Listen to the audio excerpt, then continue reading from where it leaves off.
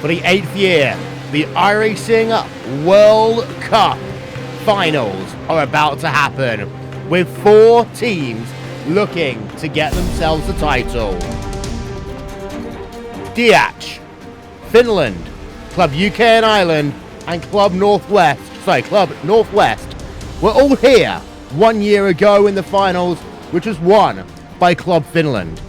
This year, it's new tracks, new cars, new combinations, but still, there can only be one winner. Welcome to the 2016 World Cup of iRacing Finals on Racebot TV, streaming live on iRacing Live, which starts after these messages.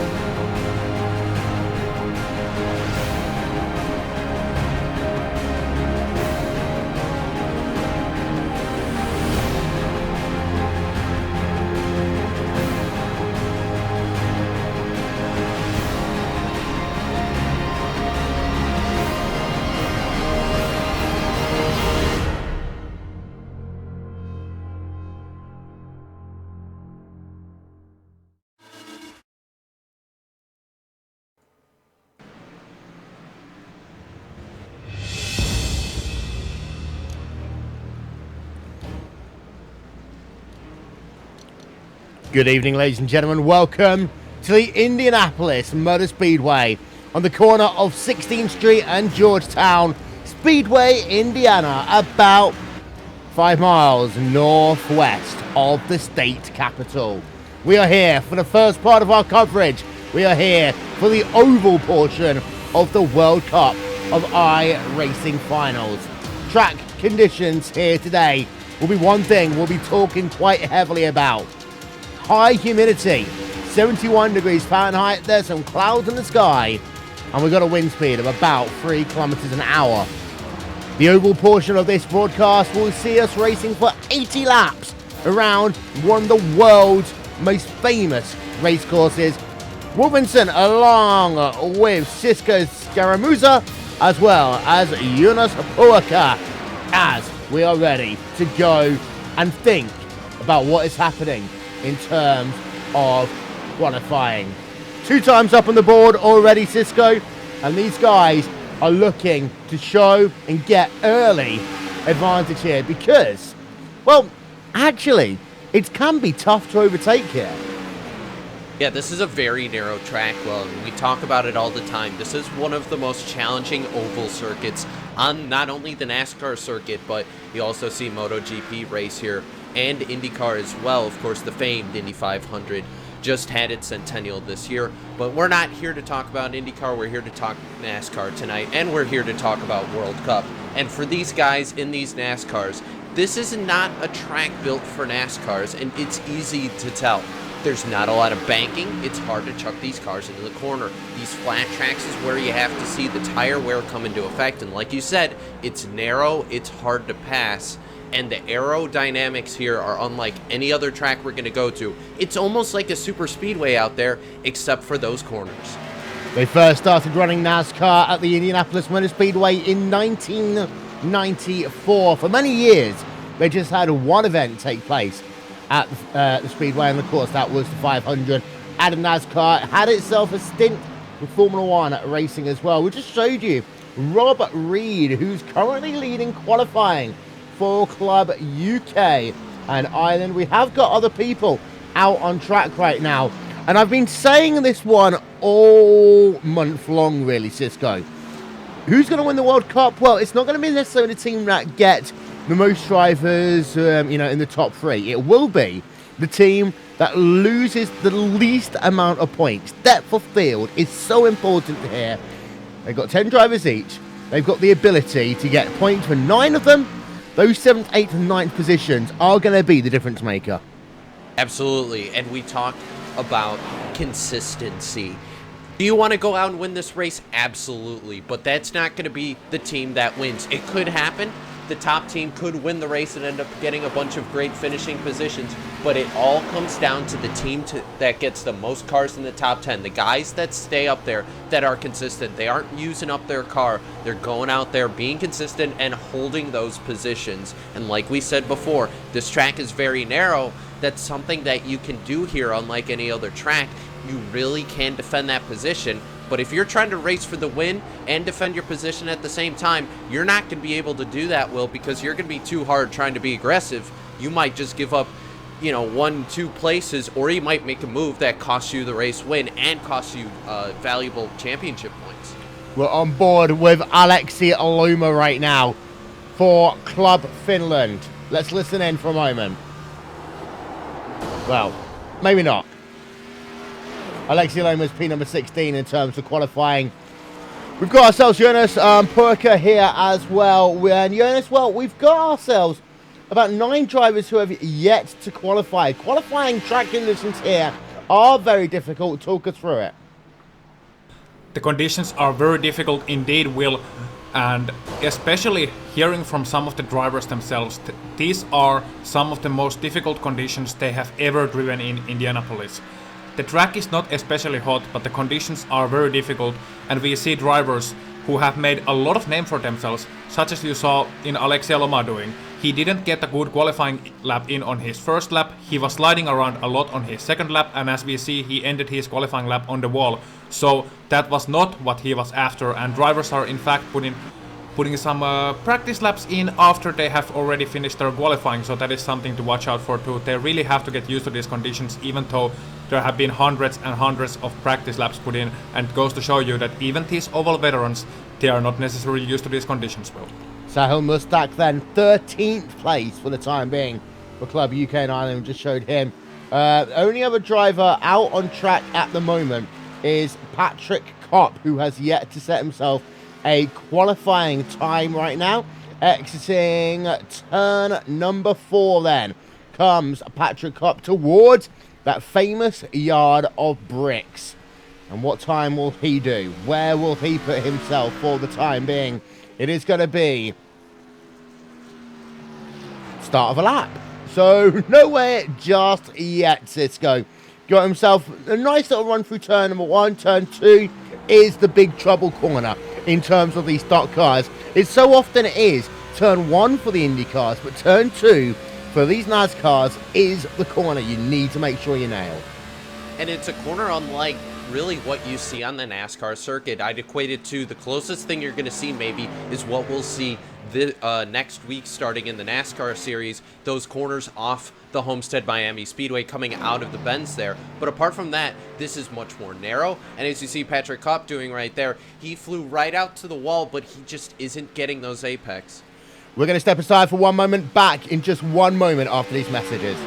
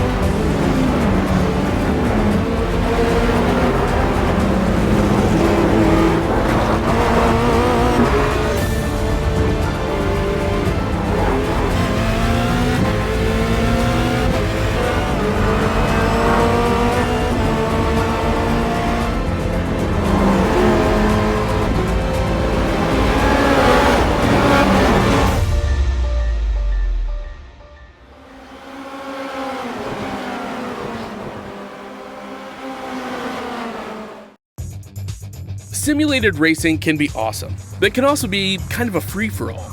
Interestingly, auto racing faced the same problem in its earlier days. Whether it was on the back roads, the beaches, or the city streets, the racing was fun. But there was always a certain level of chaos and danger, until some folks came along and put some order to all of this. Stuff like official racetracks, regulations about weight and equipment, and enforcement of standards. That's what gave us high-speed excitement, fast-paced action, and photo finishes. That's when racing became racing. The guys over at iRacing.com have made the same transformation in the world of sim racing. Sure, they've got the most accurate tracks and realistic cars out there, but that's just the start. See, iRacing analyzes the performance and results of each driver in every race, so you can be sure you're always placed in races where the competition will be tight, and that those reckless drivers who ruin it for us all are kept in the pits. Not to mention that with over 45,000 active members already in their vast community, you can find races day and night, so you can always get in on the action. You can even join a league of your favorite series. And since updates are always automatic, you don't have to worry about software and can focus on the track. Zip up your fire suit and check out iRacing.com.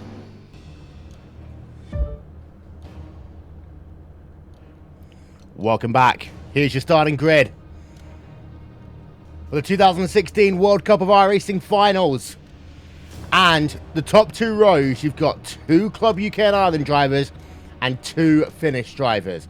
It's Rob Reed, pole position. Tommy Hacker was only 5/1000ths of a second back. Very, very close. Your top 2 rows. Timo Evenham in 3rd place and Christian Challoner in 4th place. We cycle it on back and you see more Finnish drivers there in rows number 3 and 4. Just 1 Club UK and Ireland driver. We go way back before we see any other clubs here, Cisco. This is really interesting. Diach and Club Northwest, not a single driver inside of your top 10. Yeah, absolutely. We have to go all the way back to, I believe, the 46 car where we're going to see a Northwest car. So, I don't know. These guys just not having the qualifying order they were looking for. We have to go all the way back to 13th to find a Diach car. Not what these guys want here, but they're going to have to make a lot of moves if they hope to get back up there. Meanwhile, Finland has more cars in the top 10 as of right now, but UK and Ireland are right there knocking on the door. And this is going to be helpful for Club Finland at the start of this motor race, especially with that many drivers. It means that they don't have to worry so much about getting themselves issues at the start of this motor race.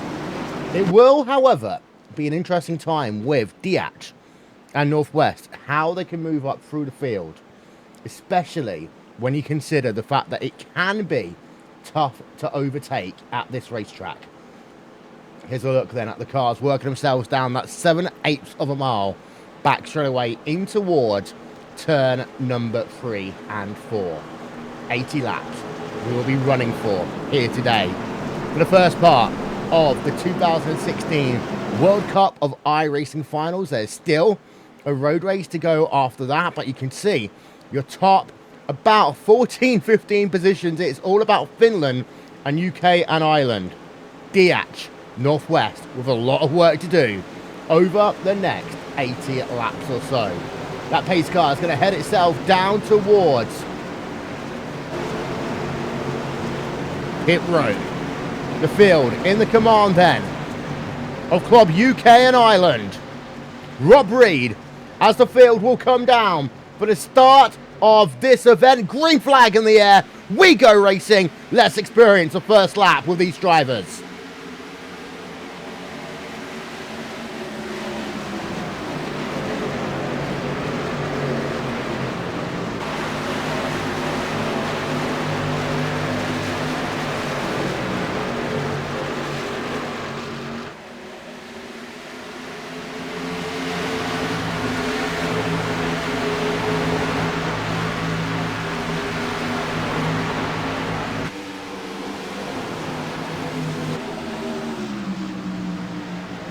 Four-car breakaway out front, early going there, Cisco.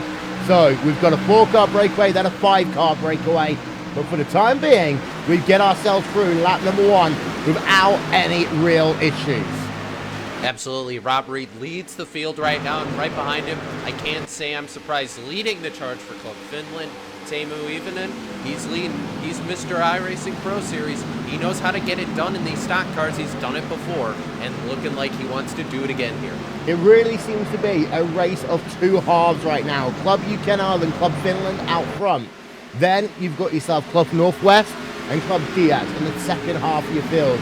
On board with the driver of Teemu Ivonen for Club Finland, and there is the gap to the race leader. It's about half a second right now. And one of the things, Jonas, that Teemu Ivonen can do is just ride for the time being, put the pressure on Rob Reed, and hope that his tyres go away much earlier than what he'd be expecting. Absolutely, Will.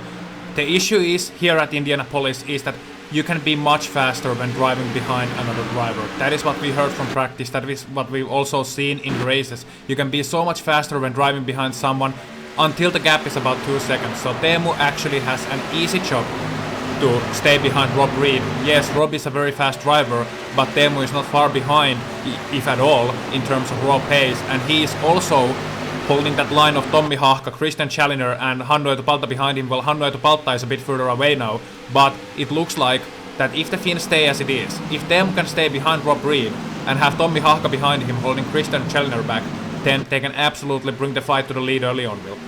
Yeah, we'll get live time and scoring up for you. It's available now. Just visit racebot.tv/timing. And if you'd like to get social with us, you can do so. We'll show you the details in just one moment's time. There is the front of your field. And you notice that you've then got a pretty significant gap from P4 through to P5.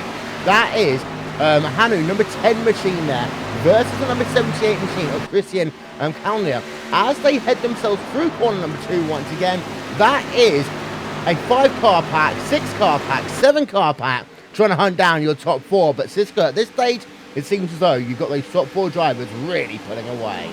And the arrows and advantage of those top 4, they can stick together, kind of form a little bit of a pack like what you would see at a super speedway. For these guys, kind of 5th on back, these guys have to, in one way, if they hope to catch the leaders, they have to work together. It's kind of odd to say that, considering you have a lot of club drivers at odds there. You have the UK driver in 6th as well as 9th. Everyone else there, Club Finland. These guys, if they hope to get back up to that 4th place, Christian Challenger, they're going to have to work together. They're going to have to draft to get back up to the top pack. And if you're Finland right now, I don't think you even want to do that. No, and there's going to be different strategies in play for each of these 4 teams right now. The first one will, of course, be survival. Making sure that these guys get themselves to the end of this motor race, because that's the only way, in many ways, they'll have the chance to get themselves key points. The thing that's worth noting is that we do actually have all of our drivers on track right now, Cisco. So we thought there might be a high attrition rate here, not in the first 5 laps, but the key thing will be getting yourself to the end of the motor race. And it seems to be right now that these drivers are more worried about just turning laps than they are about making track position.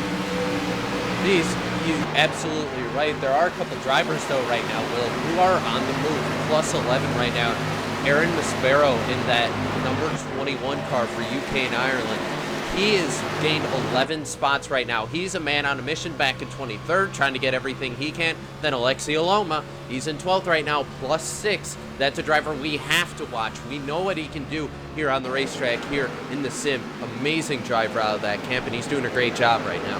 Yeah, Daniel Newman is also having himself a good run. He's up 6 places so far in the DH number 6 machine.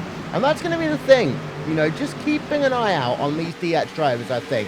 And it's a shame, it's almost confusing in some ways, Cisco, how at the start of this motor race at least, you haven't really got any real competition from Club Northwest.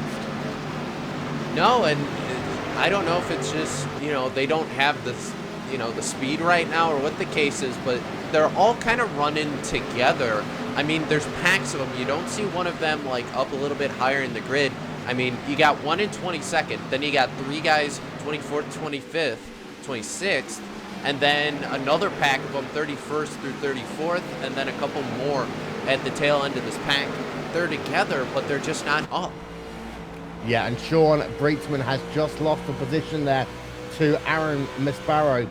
for Club UK and Ireland. So that's another position lost for the Northwestern team right now, out of corner number 4 towards the start-finish line once again. And these are the other drivers we're talking about there for Club Northwest, embroiled in that kind of DX battle going on there as well.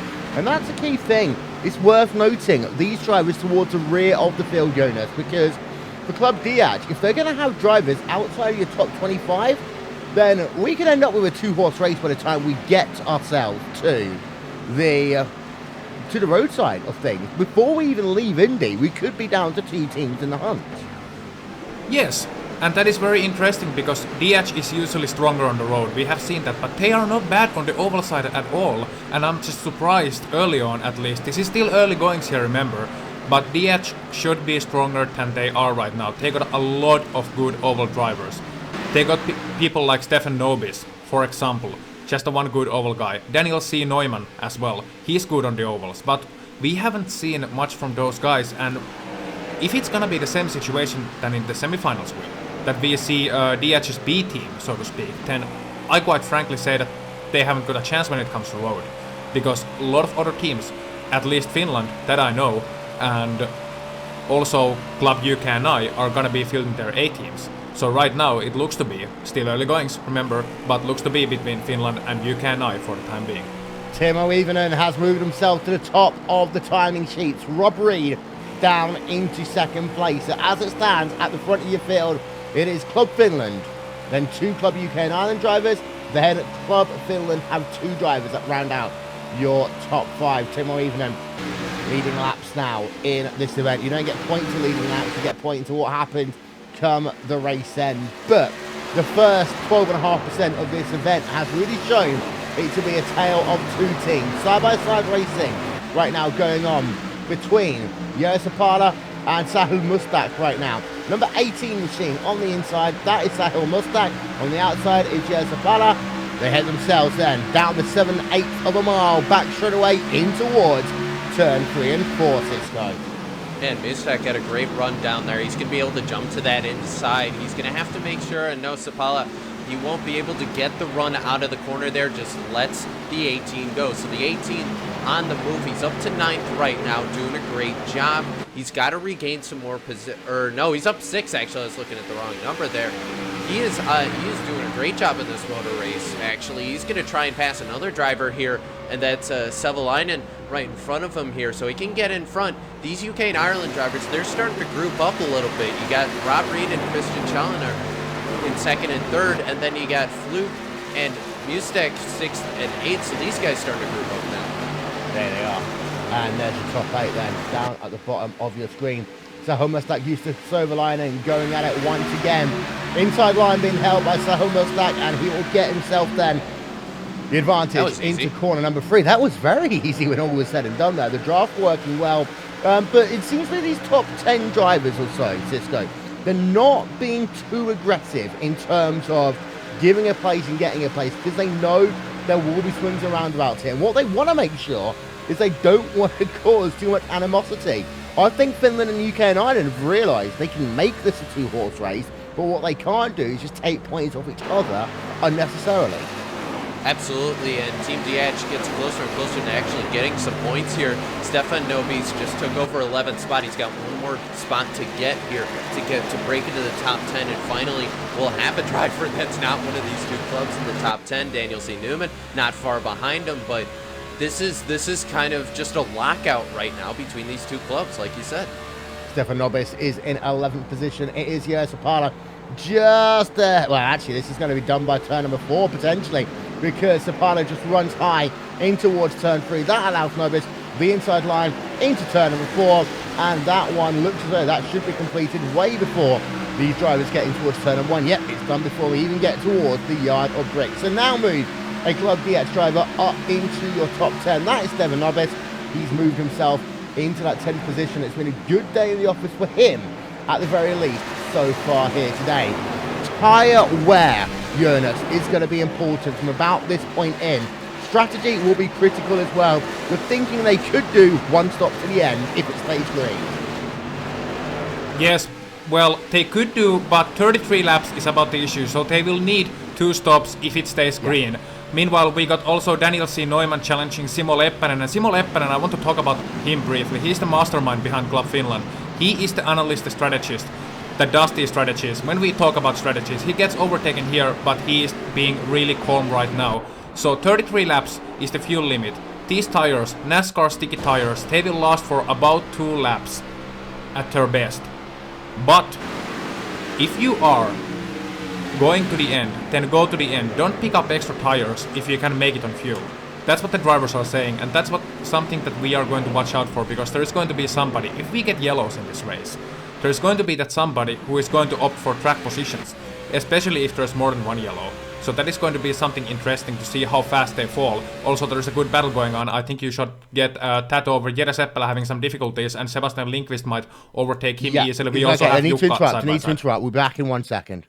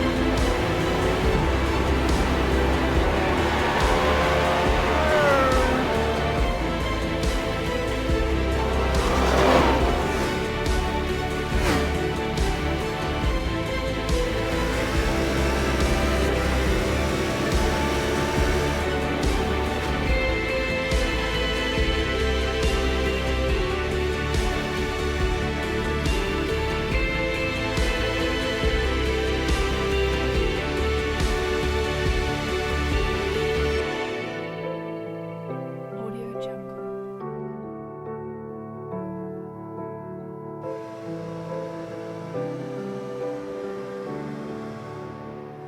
Audio Jungle. Audio Jungle.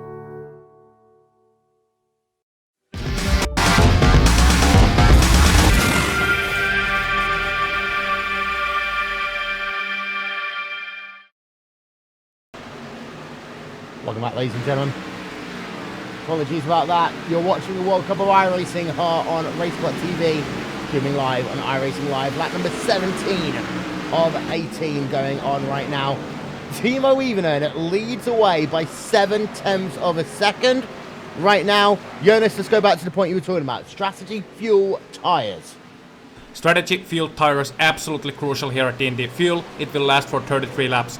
The optimal stint length, at least from what I heard, is going to be less than that, obviously. It's not going to be much less than that, but it is going to be less than that.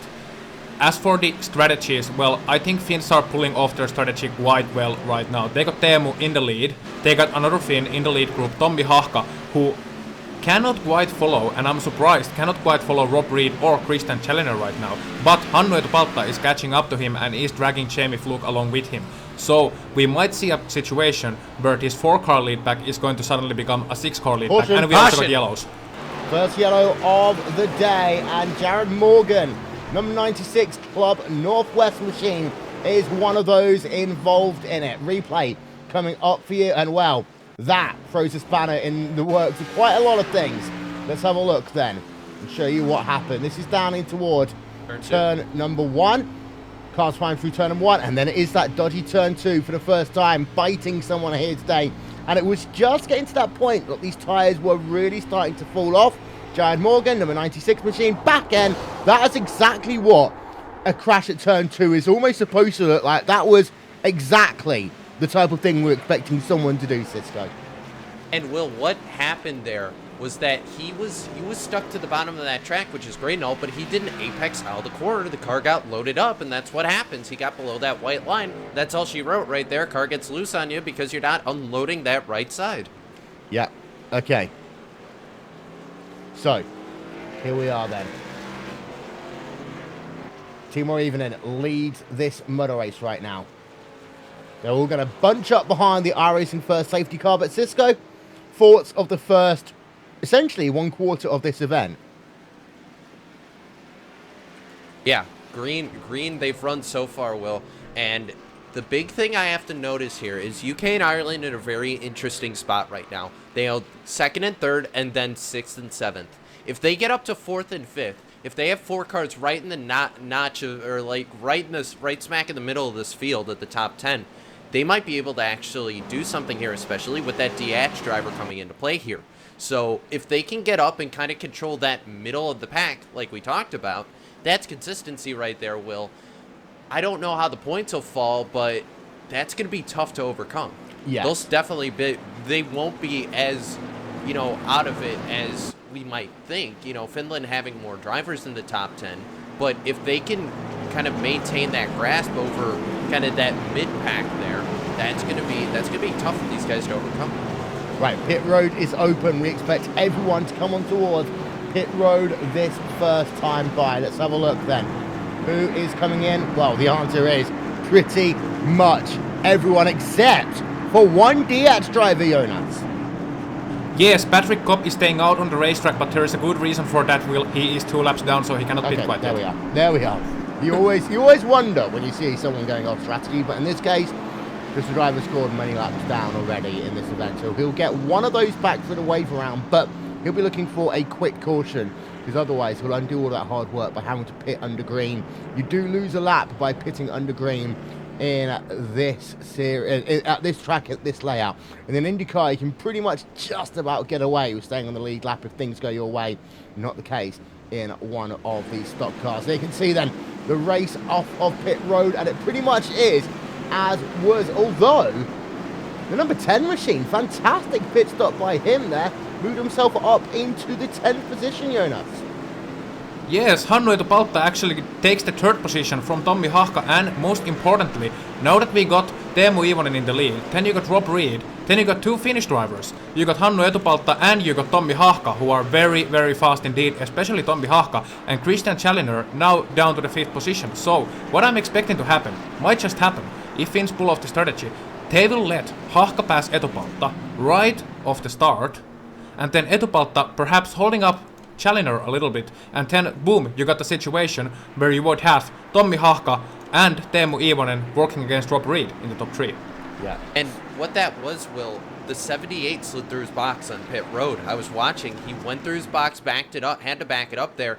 Precious seconds lost during that pit stop. Although at the same time, if you're going to make a mistake on pit road, do it early in the race, don't do it late in the race, Cisco. Absolutely, and the good news for him is that basically now he's found his teammates. We have 3 of those 4 UK drivers all together. Okay, no, so I thought again, I was in that same situation. It's like UK and I drivers coming back on towards pit road. It's okay. That is the driver scored laps down. That is Jake Forrester, who's deciding to actually take the pit stop rather than actually get himself the wave around. Carry on, Cisco. I was just going to say that they have that Finland roadblock. I mean, they have road 2 of this restart locked down right now for Club Finland. But you got 3 of the drivers together there. Rob Reed's going to be at a little bit of a loss because he's stuck on that outside. That's going to be hard to come back going into turn 1 like that. That's going to be a hard thing for him to do to try and take this lead. I think your best strategy here, drop into 2nd. Make sure you've got those Finnish drivers behind you. Maybe hold them up for your teammates. Not really sure what the plan is, but you got to think there's probably a plan brewing right now in that UK and Ireland chat. Those lights are still on top of the iRacing safety car. So still, Jonas, everyone will have to pit at least one more time. But the green flag running that we saw there, 20 laps, the drop-off was about what we expected for these cars. Yes, it was. It was exactly how these guys have practiced. I have heard some drivers practicing 1,000 laps last week alone. That is over 10 times the race distance we are doing here tonight, so they will be prepared and they will be ready. One more driver I would like you to keep an eye on. Sporting Tat golden number 33 on his car, Alexei Elomaa, in P number 8 right now, right behind Sahil Mustak and Jamie Fluke as well, right behind those UCAN guys. And if there's someone from Finland who is going to set his sights on that top 5, that is going to be Elomaa. Remember, he is Finnish champion from this year in both road and oval side. That's how good he is. He is indeed. He has also run successfully previously in years of the iRacing World Championship Grand Prix Series, as well as the IndyCar Premier Series. So many other forms of motorsports here on the iRacing service. There is a look at these guys as they just head themselves towards the start-finish line, and those lights now should be off of the iRacing first safety car. The next time, well, when they come past the yard of bricks, they do so.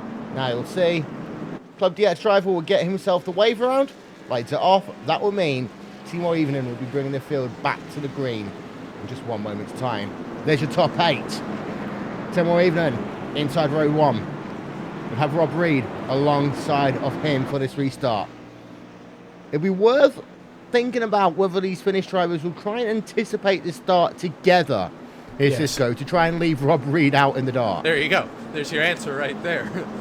Jonas just going in there. You think they're talking about that restart, Jonas? Yes, absolutely. I'm sorry, I was going to let you speak, but I'm just going to answer that one briefly. Yes. There you go. That's a simple one. They work themselves out of corner number 2, down the back straight away. Got yourself the Indianapolis Motor Speedway Museum, of course, just behind that stand. There's a golf course at this racetrack as well. And for a few years, as we mentioned previously, they did have a kind of Grand Prix track running. It was used first of all, of course, for the United States Grand Prix. Been used for time for the MotoGP as well as in the Verizon IndyCar Series, once they started running the Angie's List Grand Prix of Indianapolis, started a few years ago. Through North End of the racetrack, turn number 3 and 4. Oh, there's my seat from this year. Yeah.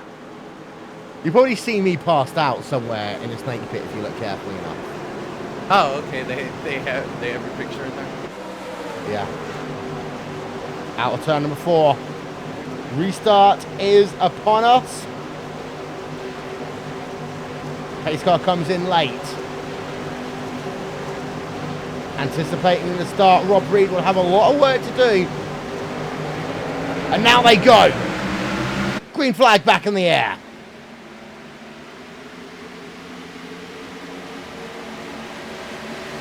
Up into second place goes the 10 machine. Rob Reed down into 3rd. They boxed him out, Will. Yep, exactly like we thought they would. Behind.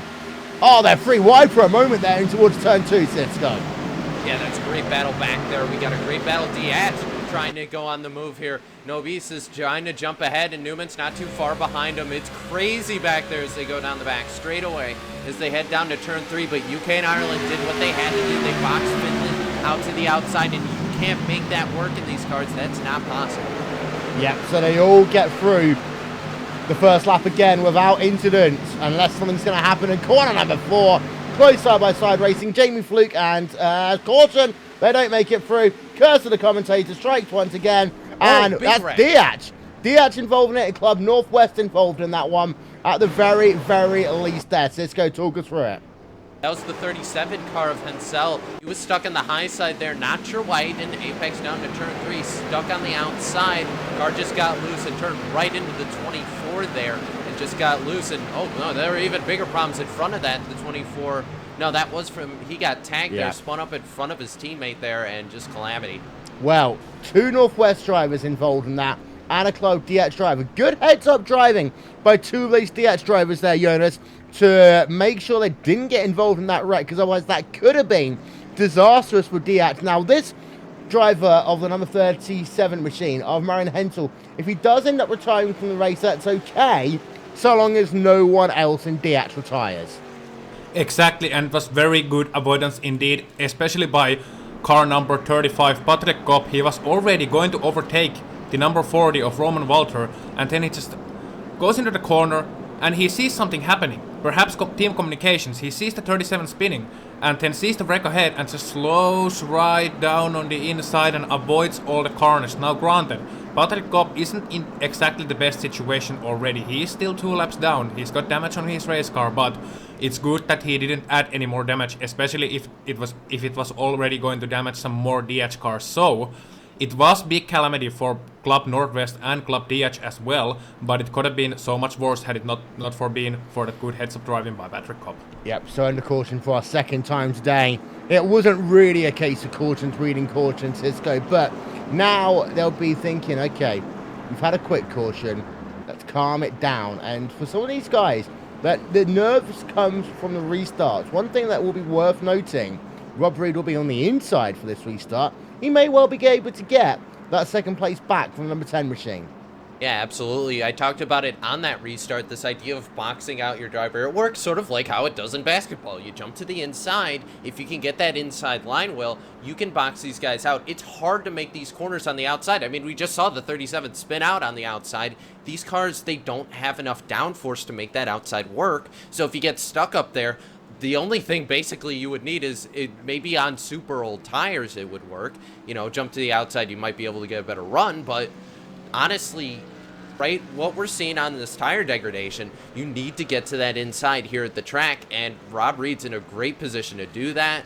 And the only downside for UK and Ireland is Jamie Fluke, who's kind of the started leading that next pack of UK and Ireland drivers. He's 6th right now. He's going to start on that outside. Yeah, he will do. But the important thing to note for that entire top 10 is that for them, it's still kind of what they need. Club Finland and Club UK and Ireland out in front. Well, we're going to get ourselves a minute to breathe and think for a moment. And I think the key thing that I'm taking out of this one so far is that DH, they are better than what we were thinking about 15 laps ago, Cisco. But the thing for me is that I think they need to have 2 drivers minimum in the top 10 to even be a factor in the road in the overall championship by the time we get to the road course. They do, and right now that's not working. I mean, Nobius and Newman, they're 14th and 16th, and I mean, we just talked about it. That's on the outside of the racetrack. They could lose another spot to Aaron Maspero, Marco Penentien. He could go past as well, and I mean, those cars just don't look as hooked up as what we're seeing out of these top 2 teams. I wonder, maybe just not enough in the setup, not enough downforce for what these guys are expecting or what they want. Yeah, and talking about that bit as well, let's go to you, Jonas, for a moment. Because it seems to be, in my case, that the Finnish team car and the UK and Ireland team car both have very static pace throughout the course of the run. They don't necessarily get better, they don't necessarily get worse over the course of the run. The DH car did seem to be like a good old bottle of wine, getting a little bit better with age. Yes, they don't have the pace early on. The interesting thing is that, for example, in Finnish example, they are running 2 different kinds of setups. Now, one is very loose in the front, one is very tight in the front. And that is a driver preference thing entirely, and it is what you are comfortable in. Now, you need to have the hot lap pace early on, the single lap brute pace, but you also need to be good at the later on in the stint. And that is where practice comes into play. Simply put, I don't think that DH were finding themselves comfortable early on in the stint, and thus decided to make a setup that works better later when there is less fuel in the car, that makes the car a little bit tighter. You can also play with the crossweight and such. Yeah. So there are multiple factors into it. Apologies about the live timing situation. We did have to let another race finish before we could take over it again. You can view it now. Visit racesport.tv/timing. Light should go out on top of the pace car right now. Too early to call this race as far as I'm concerned, Cisco, but Tim Wavening did look strong when he was out front. Yeah, he did, and I'm not surprised at all. I mean, we've seen this caliber from Timu even in before. I mean, his performance in the NASCAR Peak Antifreeze Series powered by iRacing, his performance in the NASCAR iRacing Pro Series. This is a guy who understands these oval cars. We know how dangerous he is, and he right now is showing just how dangerous he is and how explosive he is on these restarts. Okay. Lights are now off on top of the pace car. So we are going to go back to green flag running with 27 laps of this event scored complete. Any final thoughts before we go back to green, Jonas? Well, I would just like to go back to Teemu Ivonen being an ex-NASCAR Peak Antifreeze Series driver. There is also Jukka Savolainen, who is an ex-NASCAR Pro driver, granted from a bit more time back, but still Jukka Savolainen is another experienced driver, and I think there are a couple of Finns too who could be running for the Pro Series if it weren't for the time zone. So look out for the Finns, but yes, important thing to note is how well are Hannu Etupalta and Teemu Ivonen communicating on the restart. I'll just leave that thought here, communicating on the restart. That is something you should keep an eye on.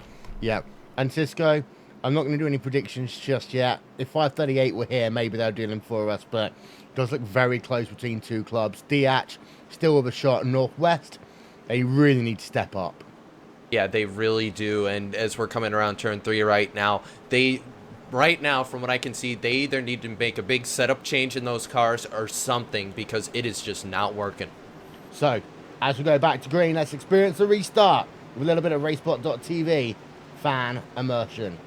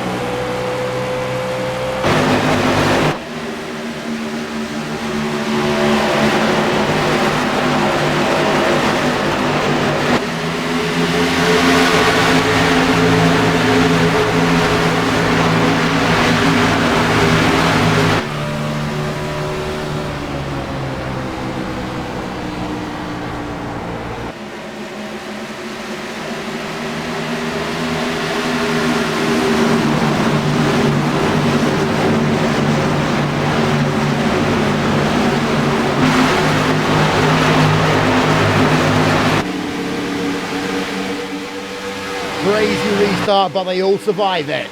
And well, Cisco, Rob Reed back up into second place. Yeah, he did exactly what we thought he was going to do. He jumped to the inside and just basically boxed out the 91 from getting to the inside there. And that's the result right there. That driver backed down into fourth, actually. It looks like he was able to pull Challenger with him, so we have a little bit of a gap right now. UK and Ireland 7th through 9th, as well as 2nd and 3rd. Finland, rest of the grid except for 10th. Nobis once again got up there, and he's threatening right now. And I think Jonas and I both looked up at the booth, and Aaron Maspero just had a death wish on that restart. I don't know if we saw it well. Yeah, 3 wide. You don't often. Can't do that. Well, yeah. I mean, you can start a motor racer in the 3 wide. Not normally at that speed, especially in a stock car, Jonas. No, not at all. And what happened there was Marko Penttinen, car number 65, got quite a bad start. Perhaps he got a little bit of a checkup in the start, and that allowed Aaron Maspero to do that. And Aaron just went in there 3 wide and was hoping people give him room. And that gave me vibes of vintage Arden Senna, perhaps. Yeah. Fantastic restart there by Aaron. He's actually up into 13th place right now, so a fantastic restart by him. Just going to show you then your movers and shakers in the field as it stands so far. And you'll notice that Alexia Loma, one driver I've been talking about quite a lot. Of course, he is a Finnish champion on both road and oval. He is up into the top 5 all of a sudden.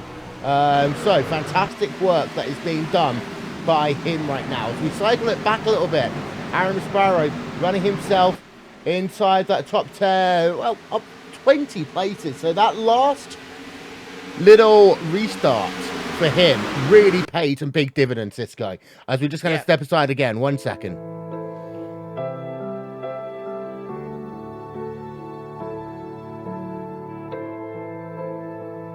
Audio Jungle.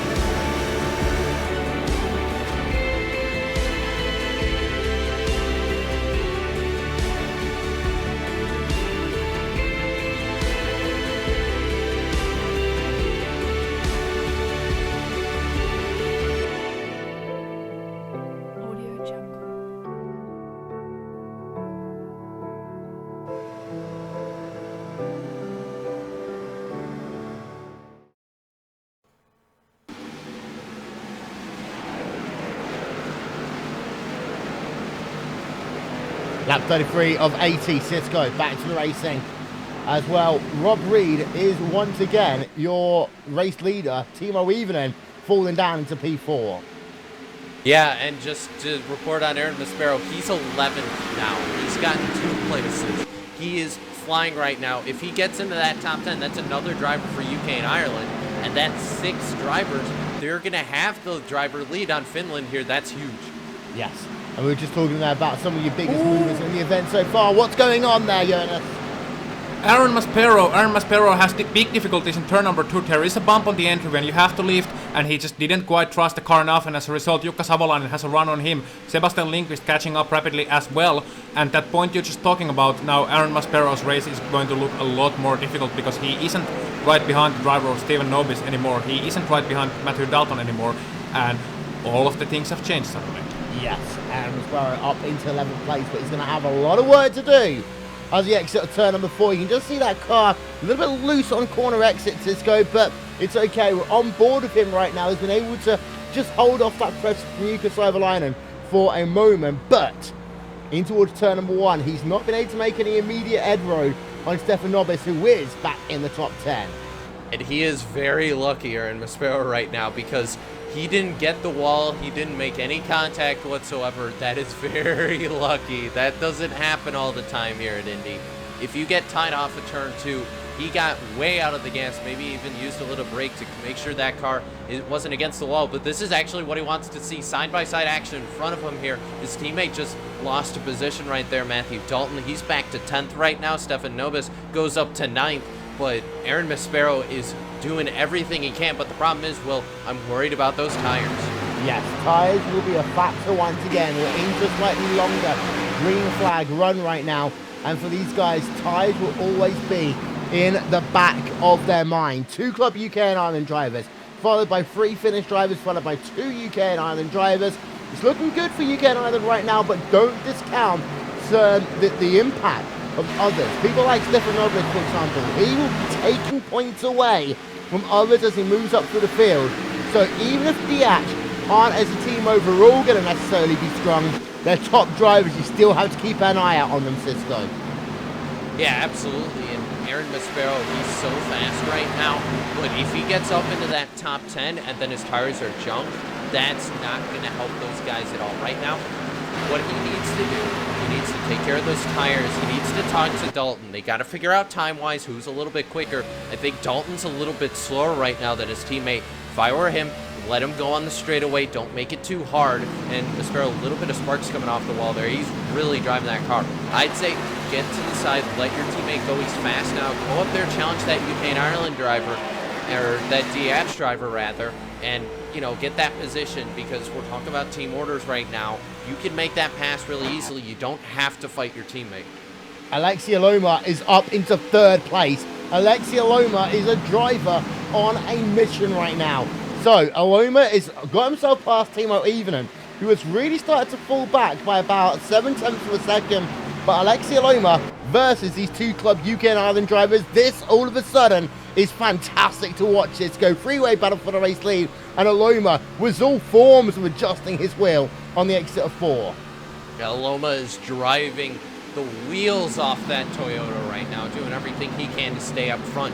Meanwhile, Rob Reed just got his teammate in tow right now. That's the best thing they can do. Just be in the draft, take care of those tires, and block. Because this is, like we said, Aloma gets a good run out of 2, but you have to get an excellent run out of these corners if you hope to get anything done, and Aloma's just too far back right now. Yeah, the same thing that I've been saying all race long, though, will still apply here, Cisco. In the event Aloma comes with a huge head of steam, we are only 38 laps into this event, as Aloma just back end slipping out a little bit through corner number 3. Let him pass. Don't make it too difficult for him necessarily, because what you don't want to do is ruin your own tyres, and as a consequence, your own race. You've got to be, in this circumstance, intelligent in your thinking. Not doing and we've that. got a new race leader, Rob Reed down into 2nd, 78 machine up into 1st. And what a pass there. That was well executed. I thought they were going to be side-by-side going in the corner. They got it at the last minute. They minimized the time lost there going side-by-side. I think if they had done it a little bit earlier, Aloma wouldn't be quite as close as he is now. But nonetheless, it still worked. UK and Ireland still 1-2. Yep. for the time being. But Alexia Loma is still there. They're all in one shot as they head themselves towards turn number 3 again. It's Challoner versus Reed versus Aloma. These 3 drivers, well, they were breaking away, but they're not anymore because of the fact that this passing has allowed Timo Evening to catch up just enough out of corner number 4 towards turn number 1. Who's Aloma going to be close enough into that first corner? He's going to just do a little half peek into that first corner, but nothing, not just yet. These 3 drivers going very hard together. But Evening and Hacker aren't yet out of this picture, Jonas. They are not at all, and in fact this helps Finland tremendously now that they can get 2 really fast and really experienced guys. Eloma and Hahka, they have been about on equal pace in Finnish Oval Championships. Now they also got Teemu Iivonen joining in, who doesn't participate in the Finnish Oval Championships, but we know he is a world-class oval driver. So they got 3 strong guys against the 2 strongest guys UK and I can draw in. So UK and Ireland is gonna have to watch out for not only Aleksi Eloma, but also the guys behind him, Teemu Iivonen and Tommi Hahka. They can just soon sit in the draft, change the lead of the Finnish group if they want to, and give UK and I some of their own medicine. Now I would like to also point out the big breakaway between positions number 7 and 8.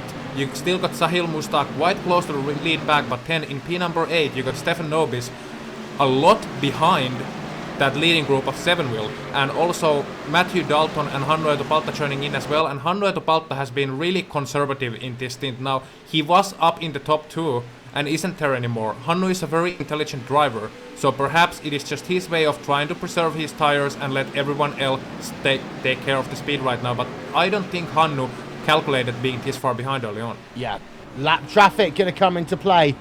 I remember this once. It was always going to be a turn number 4 JR Hildebrand moment there, I was thinking. Charlie Kimball, of course, back in the 2011 Indy 500. But it's okay, the lap driver just allowing all these people to go down on the outside in towards turn number 1. Bit of a barbecue going on pit road as well, but it's okay. We stay green just for the moment. We've now got side-by-side racing. P number 9, P number 10. Aaron Sparrow up into the top 10 for the moment. Will he be able to hold it through corner number 2? The answer to that question is going to be yes, he will. So, we've got a change then. New driver into the top 10. Number 21 machine. Still a lot of action going down in the more rear part of the field.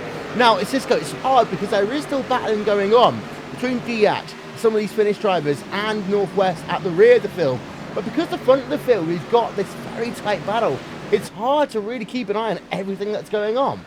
Yeah, absolutely. And as we get further and further down the pack, these guys get a little more spaced out. I mean, we have a good kind of group, kind of train of drivers going from 12th on back, Savalainen all the way back to, I believe, tail end of that group. Jake Forster just off it, but Pentenzian.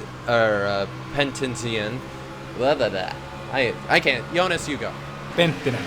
There we go. I could have done that. All right, then you do it. Yeah, Marco Penttinen. There we are. Job done. Move on. Carry on. But Cornish jumping to the inside of the 95 of Sepala there. And Jared Morgan just kind of falling back right now, not where he wants to be. I mean, he's in the thick of these things, but not exactly on the lead lap. That's not really going to help these guys. And that's actually going to force the 88 offline. And that's going to allow Newman actually to jump to the inside there. That's what lap traffic can do. Yeah. Oh, but he's going to have it blocked. He's going to have the lane blocked in front of him. He can't do anything. Oh, that's what happens sometimes. They'll go side by side for the moment as they head themselves towards the yard of bricks. Let's go 3 wide just for the moment, but they'll be okay. They'll all get through.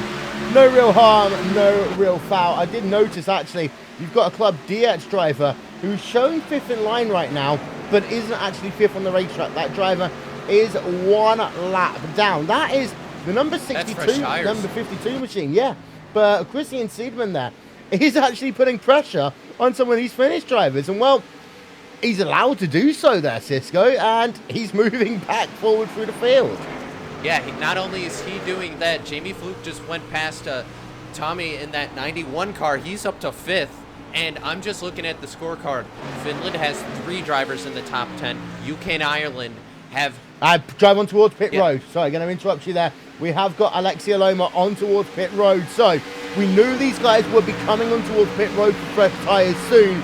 Alexi Aloma has decided that he wants to do so a little bit early. He's about 2 to 3 laps early by my books there, Jonas. He is a little bit early by my books too, but I think Alexi thought that he was losing too much time behind Rob Reed and Christian Challenger, and now they also have Christian M. Seelman messing up the soup a little bit, mixing the soup a little bit, so Alexi thought that it's gonna be his best decision, in his best interest, to try and do the undercut.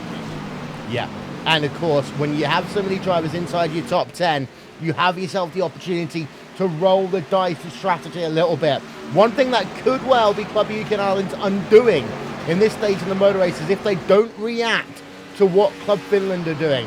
As they exit corner number 4, some of these drivers, worth noting, I don't really see anyone else coming in just yet.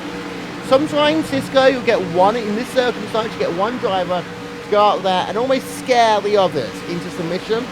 No one blinked in retaliation. And that could be trouble. The only thing is not many more Finland drivers have come in yet. So right now, UK and Ireland safe. If all the Finland drivers peel off or something like that, or if they peel off to go to the pits, they need to answer that, because otherwise, Alexi Aloma is going to be 5 seconds ahead. That's how crucial fresh tires are here. They can't get caught out if the rest of the team decides to pit. They need to respond at some point. We know pit road's coming soon, and it looks like everything's calmed down. I think we'll be seeing in the next few laps here. Yeah, there's confirmation of the pit stop there for Alexi Aloma. 13.8, 45.8 seconds on the lane. Pretty much exactly what we expect from these drivers, Jonas. It's worth noting that getting on towards pit road can be a little bit tough there. You've got to be very quick on the brakes out of 4. Yes, you have to be very careful and very quick on the brakes coming into the pit road, but also coming out of the pit road. You got that narrow pathway with no banking, and these drivers are penalized if they go over on the racetrack before coming out of turn number 2 wheel. So it's gonna be very interesting to see who handles that the best as well. Alexi Aloma, we know he is also good on the pit stops, one of the aspects of the oval driving as well. Now, another thing I should note is that Alexi Aloma pitted pretty much exactly as early as he could while still making it on fuel. So we are expecting the optimal strategy to not be the one that Eloma is running right now. I think he's a bit of a hare right now. They are putting him out in front in anticipation of the upcoming pit stops, and then let's see how he can roll from there. He is doing a long final stint, but it should be within the fuel window. Yeah, we just saw a very close battle there between Daniel Newman and Jerzy Pala. In towards your first corner they go again. There's about 2 or 3 attempts to get down to the inside a moment ago, Cisco. By that number 95 Club Finland machine, wasn't able to do so. We go back on board of him though. On the exit of turn number 2 once again, and he can't get the run this time. No, he can't, and I was just thinking, Will, UK and Ireland are in an interesting spot here. A lot of these teams are. If they all decide to come down pit road, they can force the hand of everyone else. Yeah. UK and Ireland has a lot more drivers out there. I think they have that advantage. They could kind of pull a fast one on these guys. Come down pit road now. They should be good to pit road. And speaking of which, one car down pit road right now. Yeah, we have. That is your race leader on towards pit road then.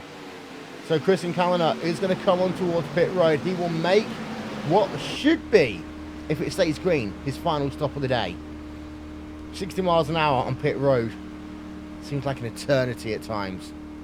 In towards his pit stall he will come. We did also see Jerzy Pala was losing a lot of positions there.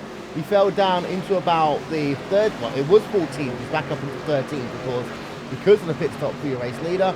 But he just went wide in turn 3 there, Jonas. And that's the thing with that stage again with these tyres. If you are just about 6 inches off of the racing line coming into a corner here, you've blown the corner.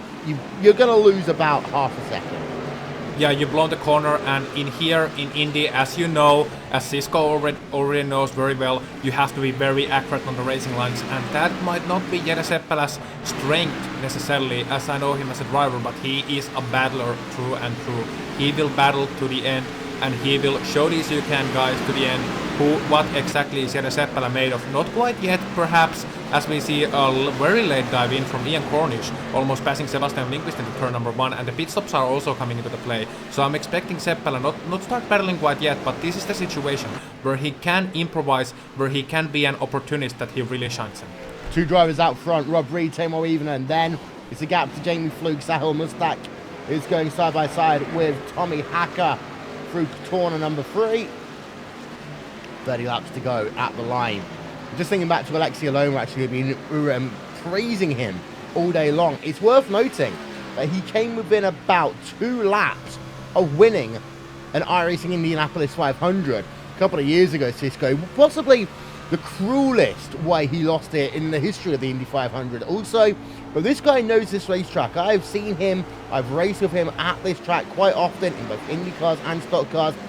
This is a track that you either get it or you don't so often. It's not like a Texas, it's not like a Charlotte.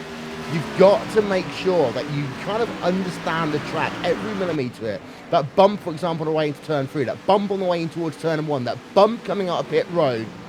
And you've got to get it all right, otherwise you're not going to have a good race here. It's a bit kind of like learning to drive a road course versus what we would see in oval, just because of, you have 4 distinct corners versus kind of the banking and what we usually see, especially in these NASCAR. Step aside for a moment, back in a minute.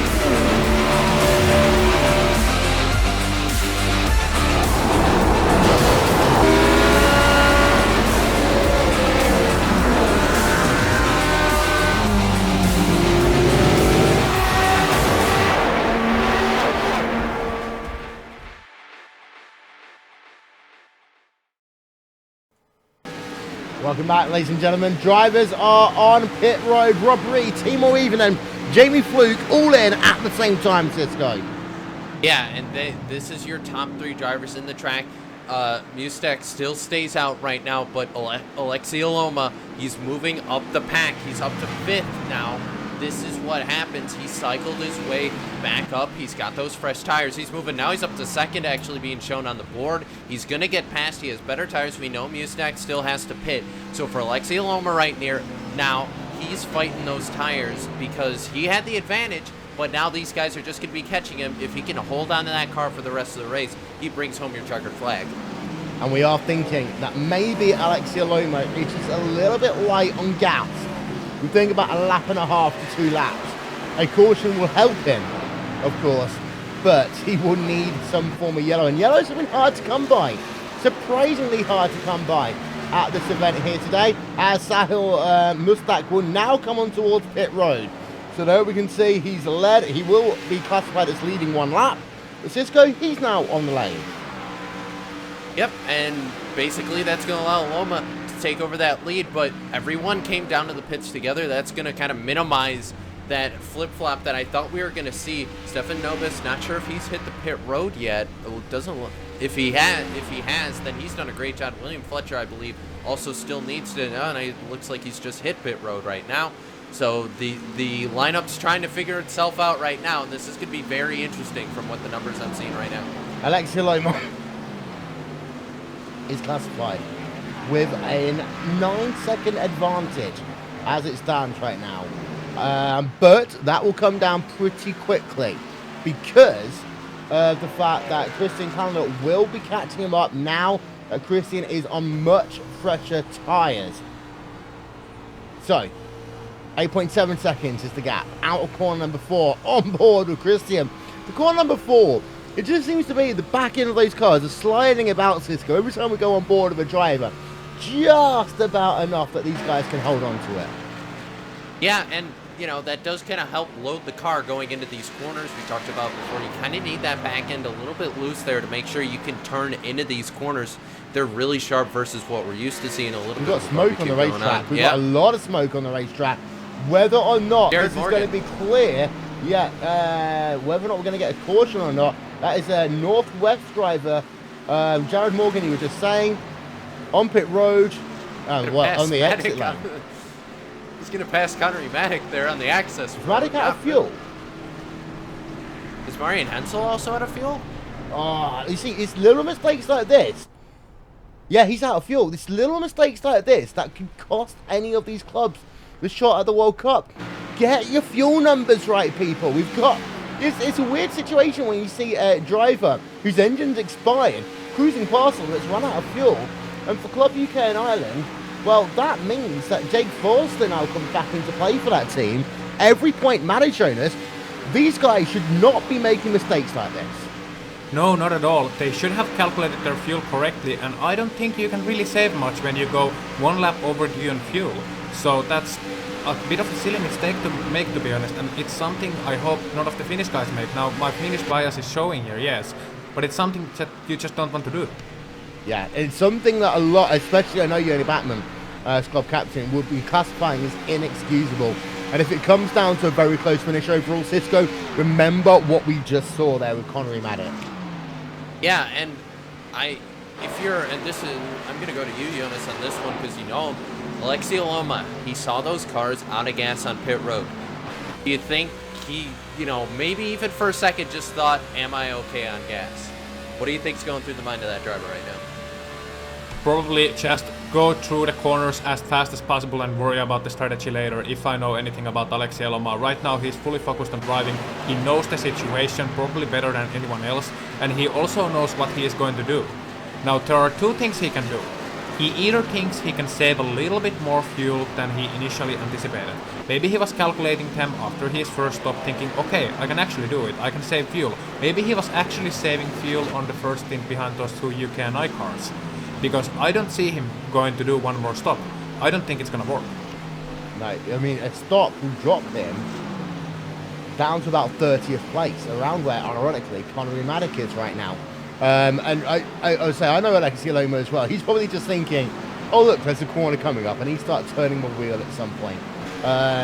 We'll talk about this in between races. I will say, I have beaten Alexi Loma in a race once, but it did end up being a fuel mileage race, so bear that one in the back of your mind. Matthew Dalton versus Timo Weavenen right now. 0.2 of a second separating these two drivers. It continues to be, even after green flag pit stops, the Club Finland versus the Club UK and Ireland show, as Matthew Dalton is side by side with Jamie Fluke, his own teammates about to pass him. It looks like Matthew Dalton just threw the anchor out the rear end of the car because he just lost 2 spots there in about the span of half a lap. So not sure what's going on with that 54 machine, but those tires are screaming off that car right now, and something is up with that 54. Yeah, Matthew Dalton. Well, we have seen him give a place to a teammate before, but of course we wouldn't want to give positions unnecessarily to Club Finland. So we'll keep an eye out then on Matthew Dalton, currently running in 9th place. Alexia Loma leads the way right now, but the gap has come down substantially. And look at the lap times there. Last time by for Alexia Loma, 53.1. Last time by for Christian Kalina, 52.3. That is the difference between new tyres, newest tyres, and old tyres, Jonas. It is the difference indeed, and Alexia Loma right now, he knows that he is fighting an uphill battle. He is looking at those laps. You still got 19 laps coming over the line, and the gap is down to 5.8 seconds last time by. So, we are going to have to go to calculations. Now, let's see what he did last time by. Christian Challenger, the gap was 5.1 seconds right now, so he is a lot faster than Alexia Loma. And if it goes this way, he will catch him before the race ends. But the situation is this: Alexia Loma was third coming into the pit lane. He made an early stop, and right now he is finding himself in the first place, perhaps allowing Christian Challenger to pass him, but nobody else. You got the train of Stefan Nobis, Rob Reed, Tommi Hahka, and Aaron Maspero as well, and they are the next drivers coming at them. They will not catch up to Alexia Loma. Just to let you know, Stefan Nobles is going to lose third place momentarily to Rob Reed. Nobles is the sole DH driver who's been able to penetrate into the top 10, and he's almost going to lose another position there to the number 91 of Tommi Hahka. Let's go on board with that driver of Tommi Hahka out of corner number 4. And yeah, Hacker's going to get that one pretty much immediately. Ladies and gentlemen, coming soon to iRacing, it will be the 6th annual iRacing Pro Racer Champions. It will be on December 14th here on Racebot TV, streaming live on iRacing Live. Join myself and Evan Pasoko, who of course is the lead broadcaster for the NASCAR Peak Anti-Free Series, as we get some real-life racers onto the iRacing service to have a bit of fun and raise some money for the Justin Wilson Children's Fund. That'll be December 14th, right here on Racebot TV. Oh, car in the wall, car in the Yeah, wall. that is a DH. Is that Stefan Nobles? No, it's Patrick Patrick Kopp.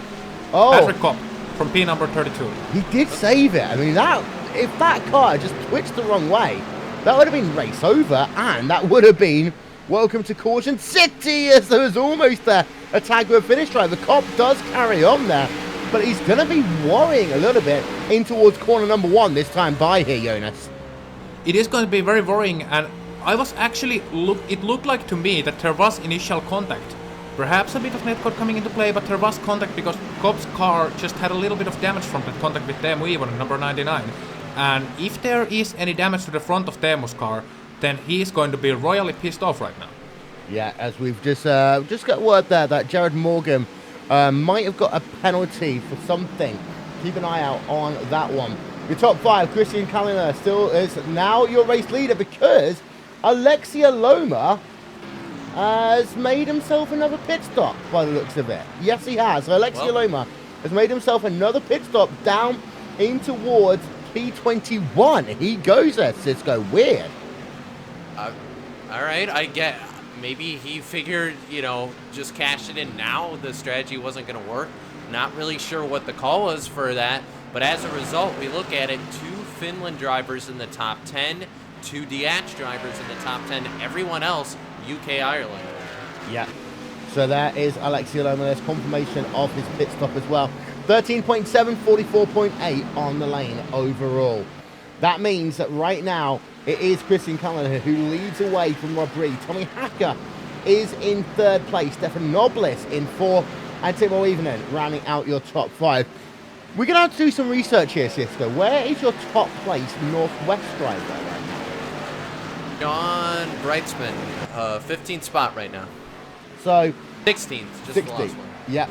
17th, just losing a position and another position there. In Cornish and Harry Tiller have just both got past. Oh, he's going to jump to the inside now. Yeah. Oh, side by side there out of corner number 4. They stay side by side and run down in towards turn number 1 just for the moment's time. Number 46 machine there, trying to give a little bit of Northwest pride right now, but they really have been outpaced in this event so far, Jonas, which is a shame, because last year Northwest did a fantastic job. They did a fantastic job in the qualifiers as well. Yes, and I'm surprised how far they are off pace in the oval side. I was expecting them to be a strong challenger. Now, granted, UK and I has been the real, well, not a surprise, they're always strong. And Finland considered them to be the strongest challengers coming into this event when we heard from club captain Matthew Dalton as well that they are going to be strong. But I was expecting Northwest to be a more of a force than an also run as they seem to be right now.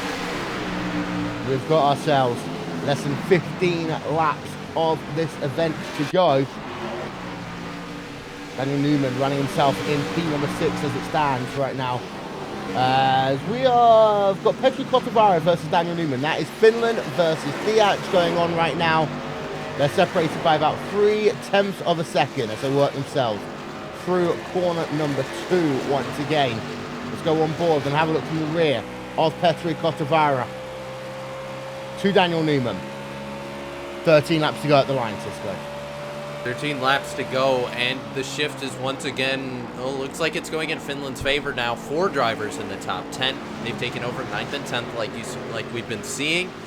UK and Ireland, they're down to 5 drivers. I mean, they have the top 2 cars, but I mean, it's starting to go back the other way. And Stefan Novus, the sole DX driver in the top 10 at the moment. Yeah.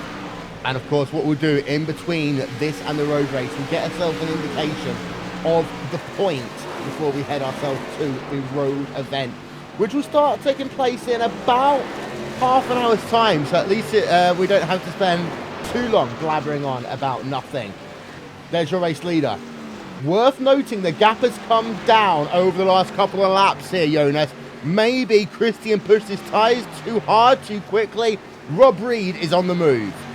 Rob Reed is really on the move, and we know him. He was the pole sitter for this race, remember. He was the fastest qualifier.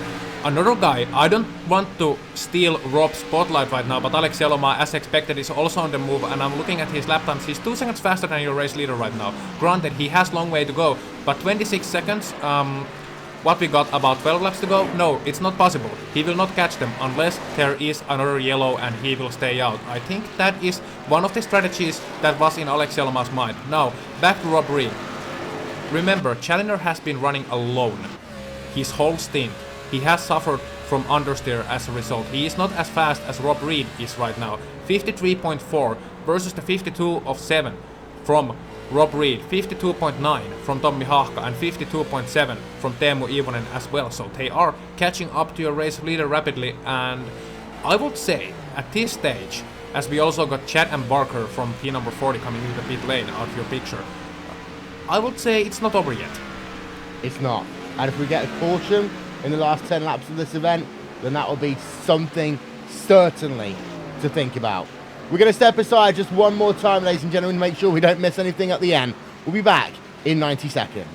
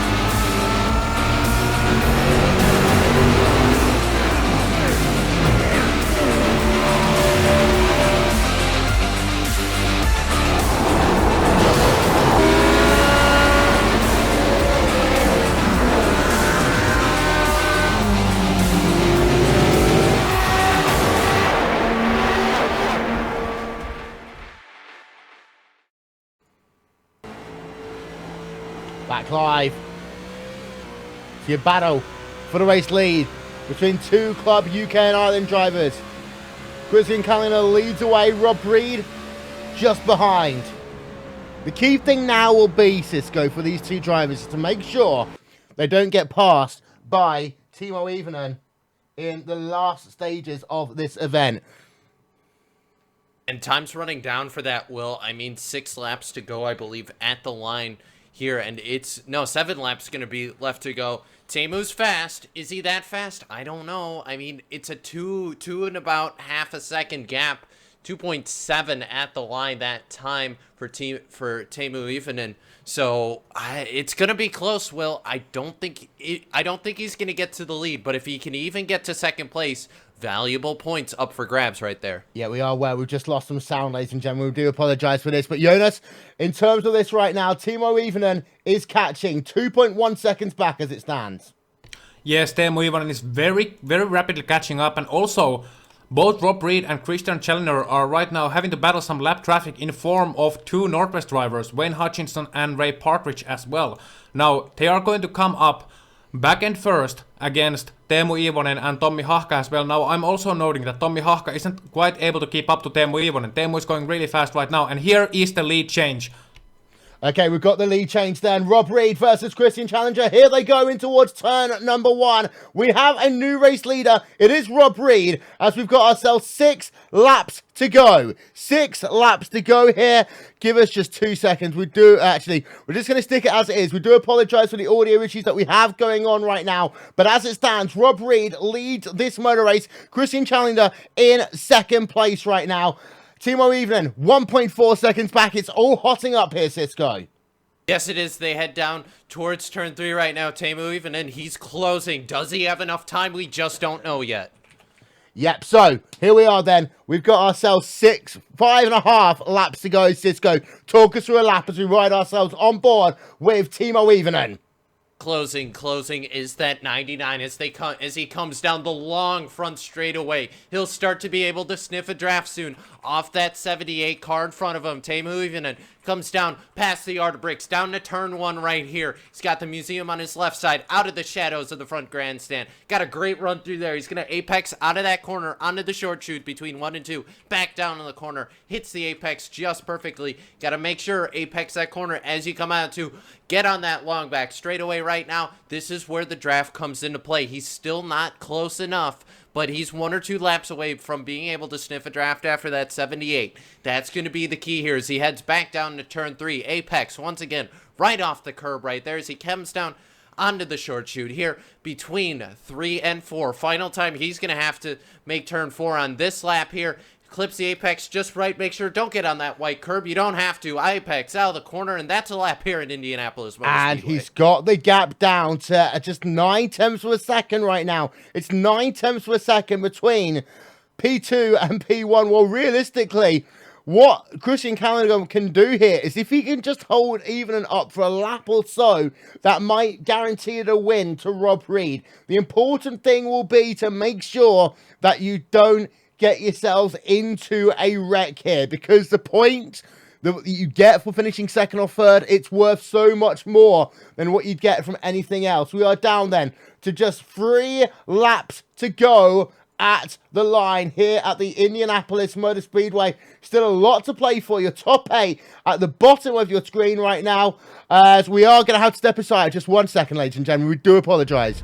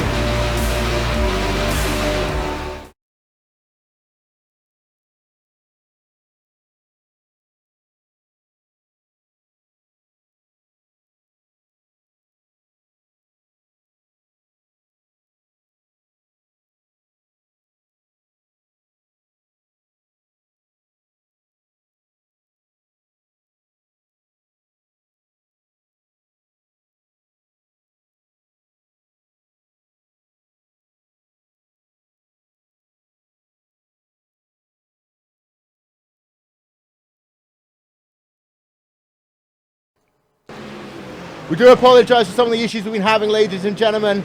They are out of our control. Rob Reed is leading the way. Timo Evening in second place. Christian Challenger in third place. Jamie Fluke in fourth.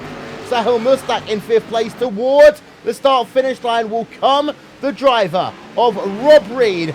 He will take the checkered flag here for Club UK and Ireland in just 1 moment's time. Rob Reed is going to be your winner here in terms of the first event, and it is really going to come down to 2 clubs when all is said and done. There is the driver of Rob Reed.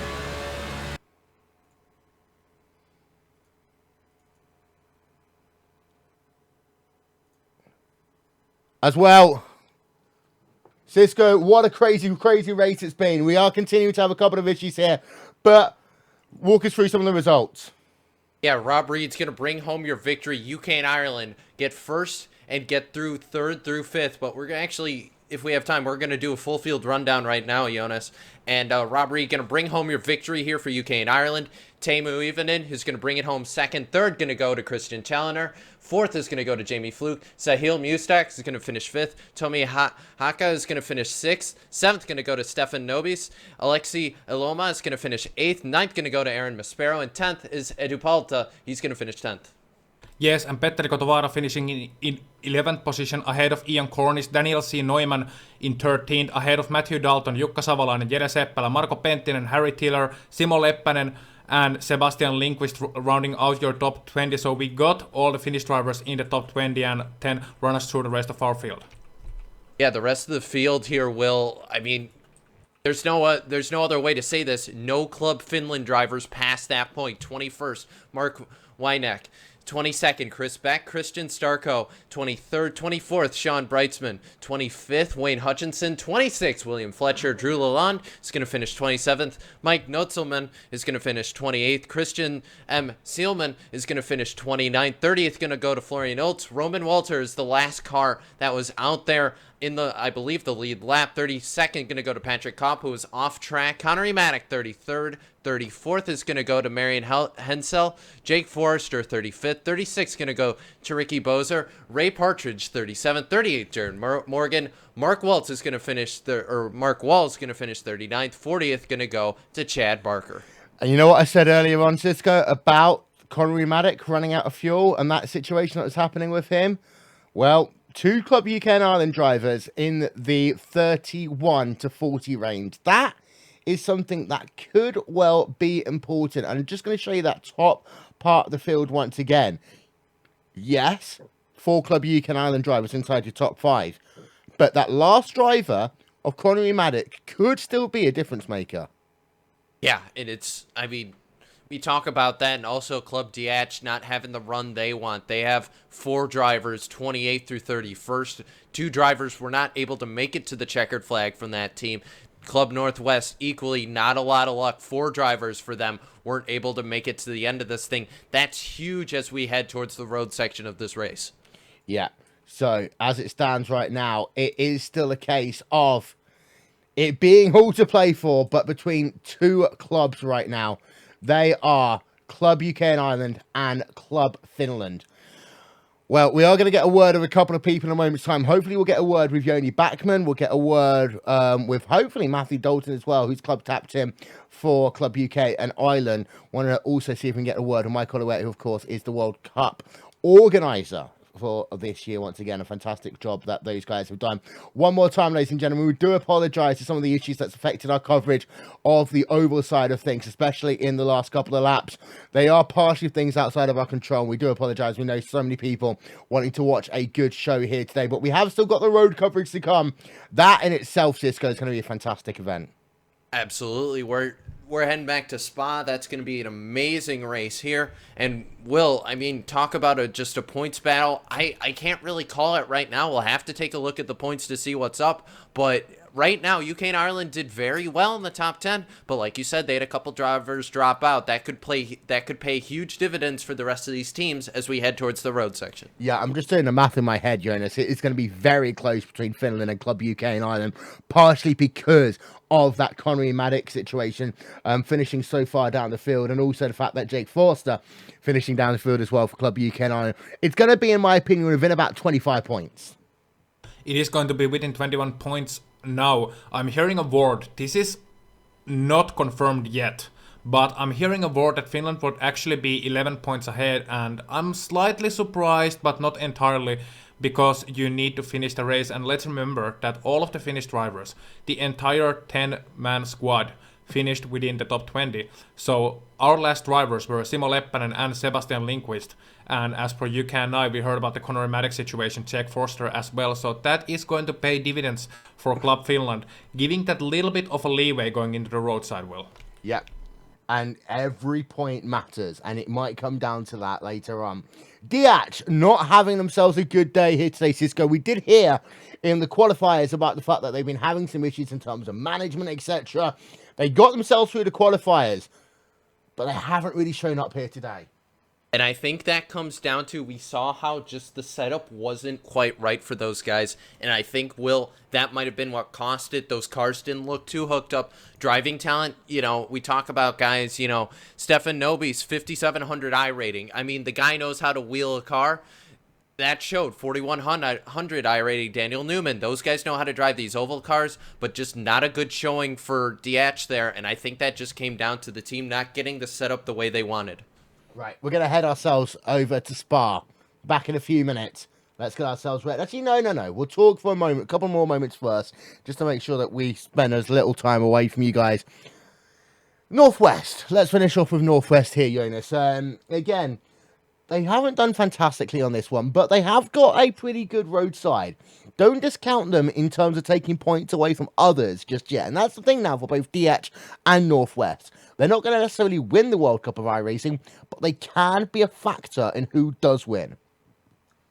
They can be a very big factor, and these are the so-called, these are not random factors, but these are the factors you have to make sure are put into the calculations as they are made. You are not just racing against, it is not just Finland versus UK and Ireland, although realistically for the win right now it is, but they are not the only ones out there on the racetrack. We will see 40 cars out there on the racetrack, and you need to make sure that not only do you beat your opponents, but you have to also make sure that not too many drivers from DH or Northwest take points away from you. That is going to be crucial to the victory.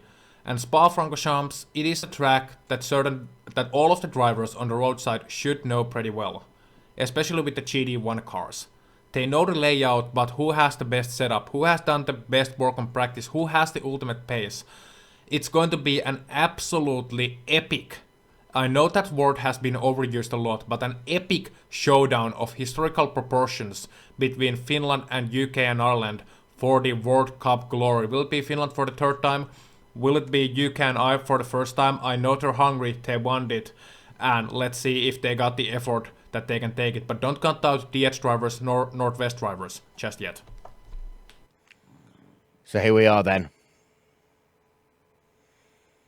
After what has been a good oval race, we now head ourselves in a moment to the roadside. That'll be here on Racespot TV, streaming live on iRacing Live in just a few moments' time.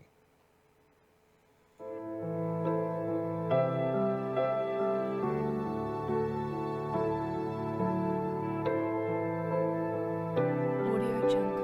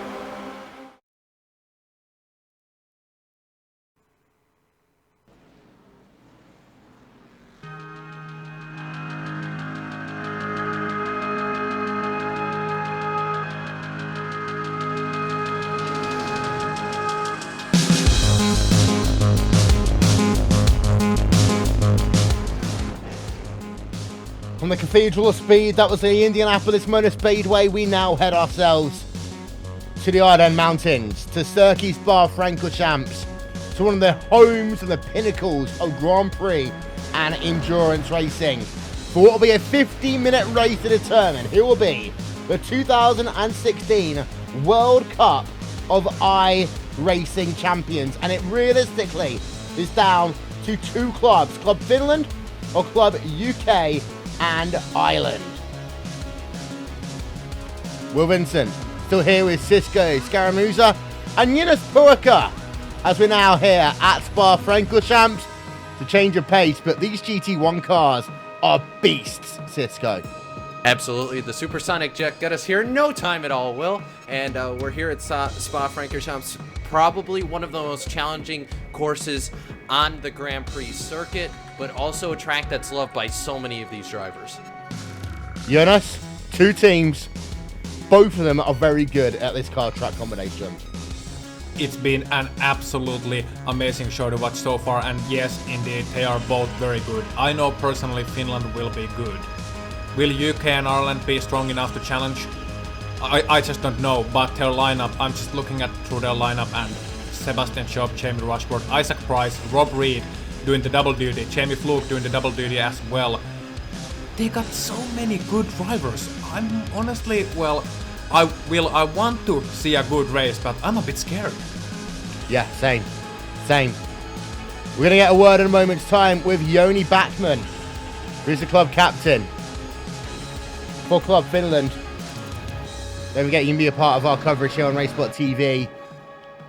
Follow us at Twitter, RaceSpot TV, facebook.com/RaceSpot TV as well. Joni Backman is here now from Club Finland. Joni, one down, one to go. You guys are right in the mix of what is realistically now a two-horse race. Yeah, it appears so. It's gonna be tight. What do you guys need to do?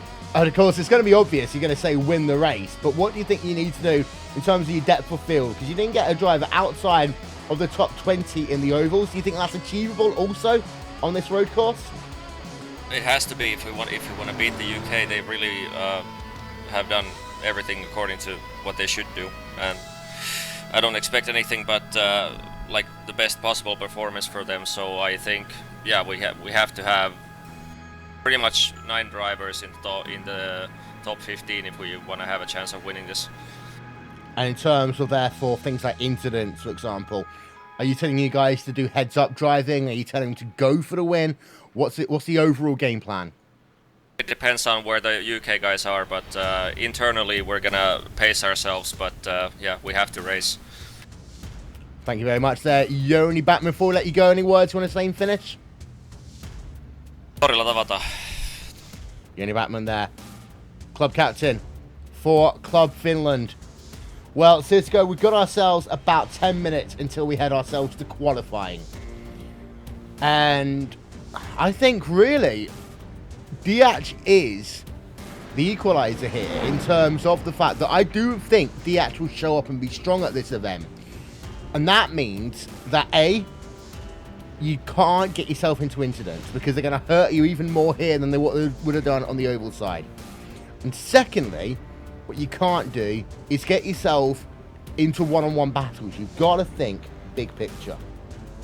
Yeah, you do, and I am very happy to see the Corvette getting some love here in the World Cup. This is honestly my favorite road car to drive out of everything, and this is going to be a really interesting race because, I mean, we're looking at the standings right now. Tobias Soltau leads right now in practice out of the Diach camp. He's 8th right now on the board.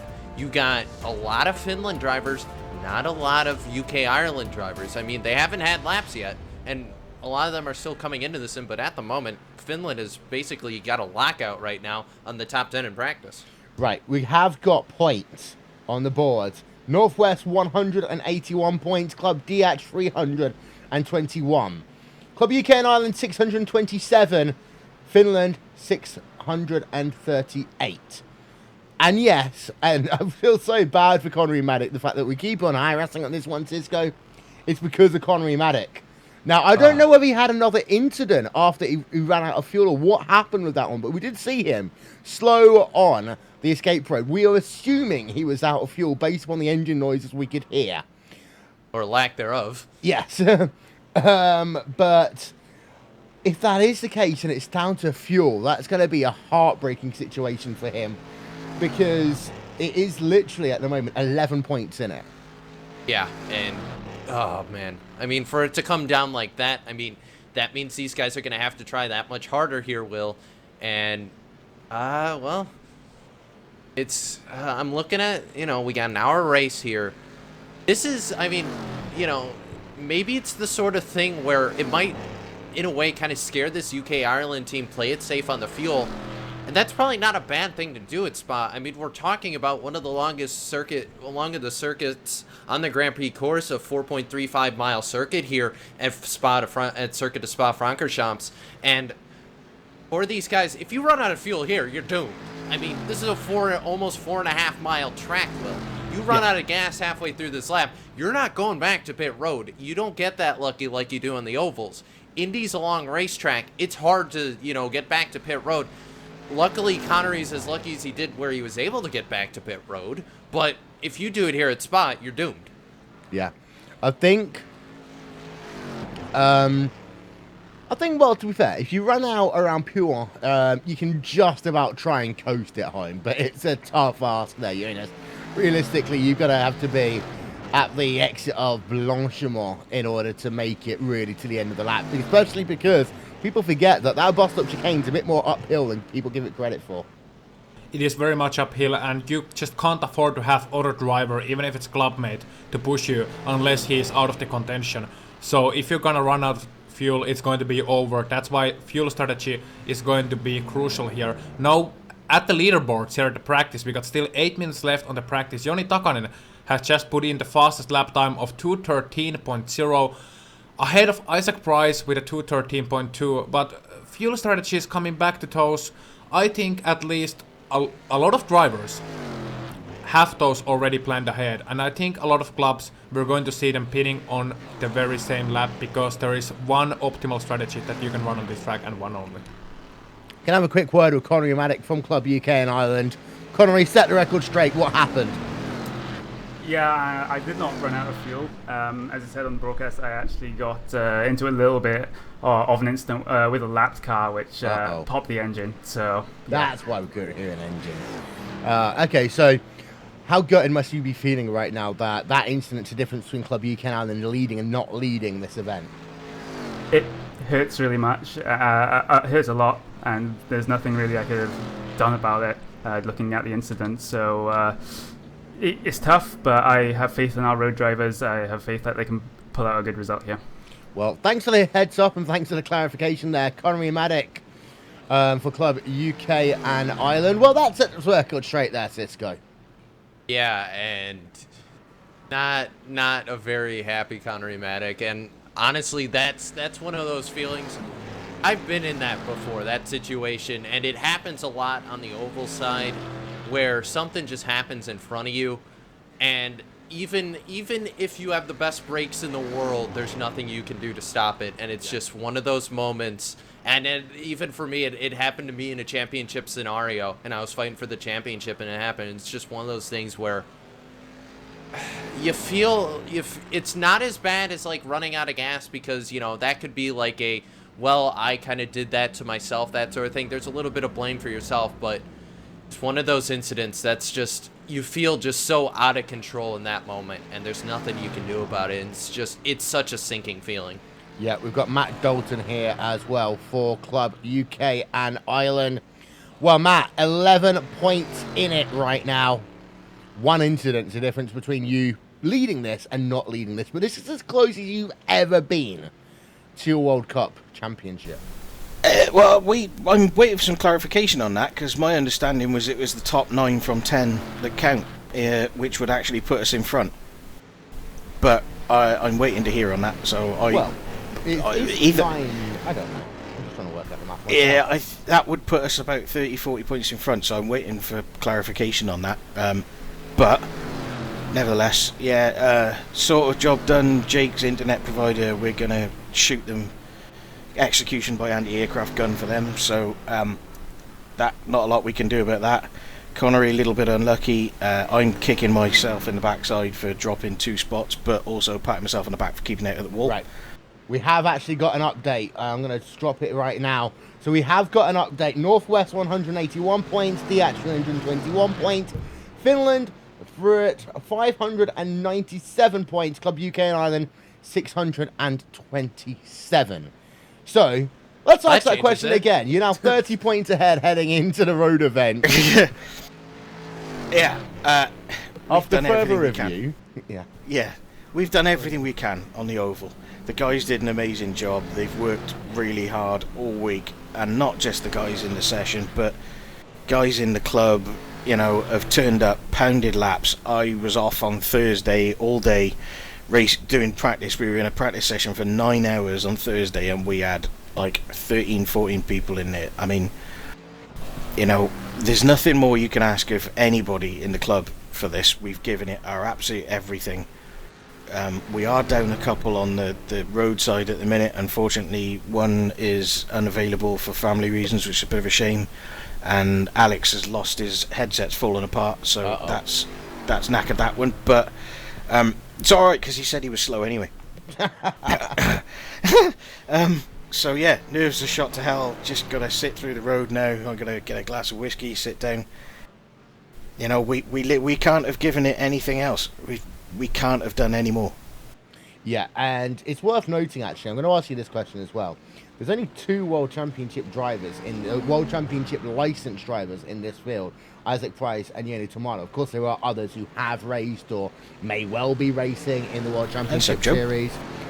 That's a big thing, the fact that you've not just got a load of people with their black stripes running in this event. You know, it does seem to be the guys that have done the hard work all year long are going to be the ones putting it on the line.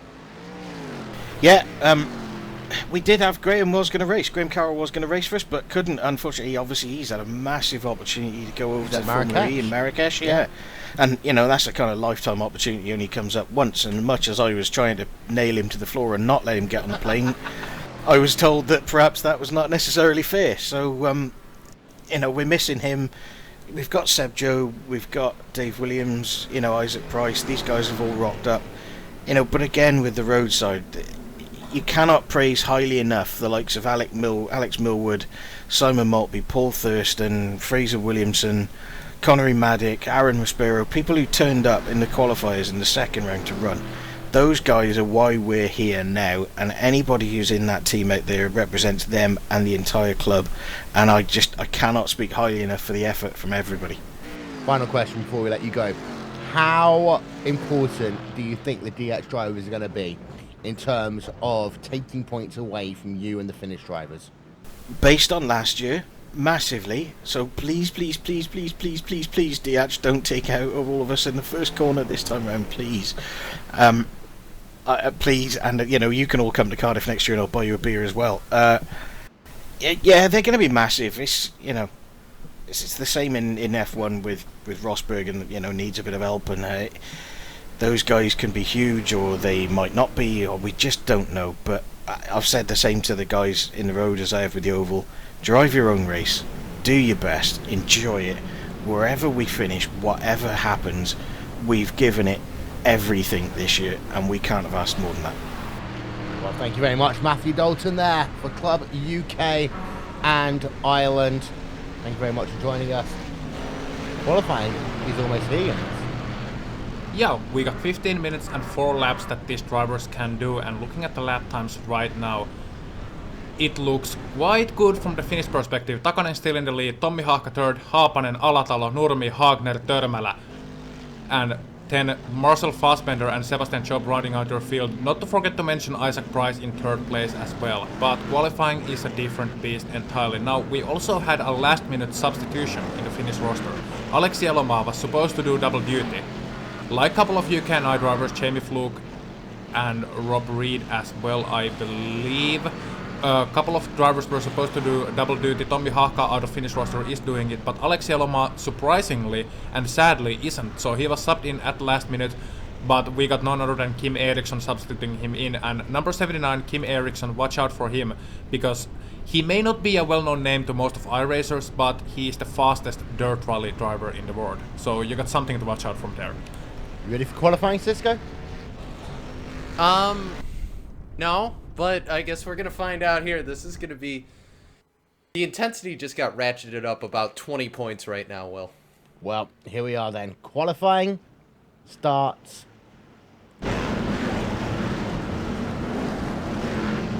Oh, it's single lap too. Oh. Yeah. I 14 thought minutes, they're...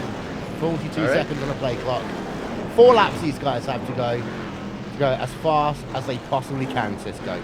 A different kind of 15-minute drill right Yeah. now, Will. We've got ourselves Mike Galloway here from the World Cup Committee as well. We'll have a talk with him in a moment's time, but guys are all heading themselves out on to track. Let's go and spend a couple of corners on board with this driver, Tommy Hacker, for Club Finland as well. We expect him to probably be in the top 4 or 5 at most in terms of qualification, so keep an eye out on him. Mike, welcome to RaceSpot TV. So, in terms of the points so far, it is close. 30 points to the good, Club UK and Ireland. Yeah, crazy close. Obviously, I screwed it up the first time. Decided to give Finland an extra driver. Yeah. I don't know that they need the extra help, but okay. But it all comes down to the roadside, as it has done in years previously. But it's a lot more of a complicated situation than many people, the casual viewer, give it credit for, because we know Club DX will show up here on the roadside more than they might have done on the oval. So the question's now going to be a case of taking points away from Club Finland and Club UK and I by the fact that they might place really well. Yep, totally agree. They're going to play a factor. Spoiler, whatever you want to call it. It's not a straight up fight. The UK and I guys and the Finland guys have to be maybe a little more cautious than the DH drivers, the Northwest drivers for sure, who are just fighting over that third place. And right now, obviously, DH has that pretty comfortably. Yeah, so we can further look at some of the Club Northwest guys. It talks about Club Northwest because they qualified into the finals, but they didn't really have a good oval side of it. They're a team that we know they have got 1 or 2 people who can be good on the sorry, I'm trying to find a word that I'm looking for here, on the roadside, but still they are gonna have a tough day of it. We are, but I will tell you, this is going to be by far the strongest the road side that we've ever put together. So it's going to be very interesting to see how they do. I'm excited to see how we can match pace throughout the race. I don't know that it'll be up towards the top, but again, I'm really unfortunate that the oval side sort of collapsed the way that it did, because again, we felt really good about our road side and at least fighting really hard for that third place medal. Well, we'll have a chat with you again in just a couple of moments' time. I'm going to step aside for a moment, ladies and gentlemen. We'll be back with more after this. Same issue again. So did you...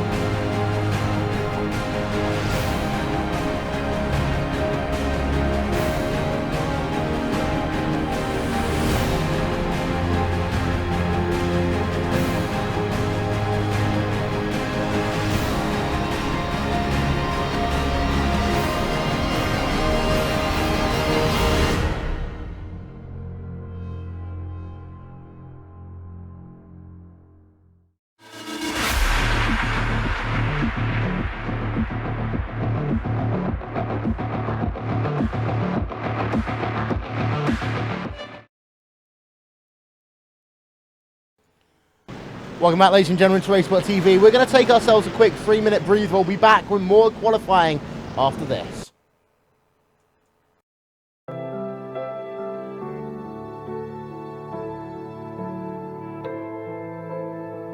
Audio Jungle.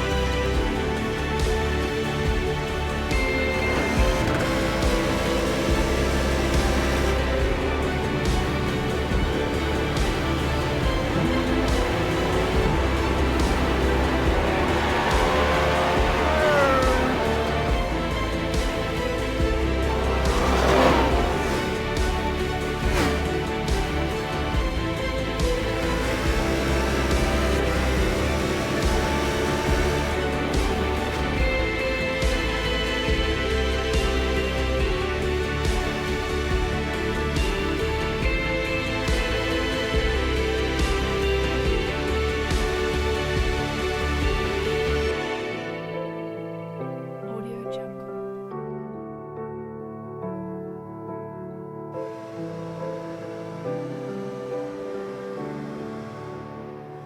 Audio Jungle.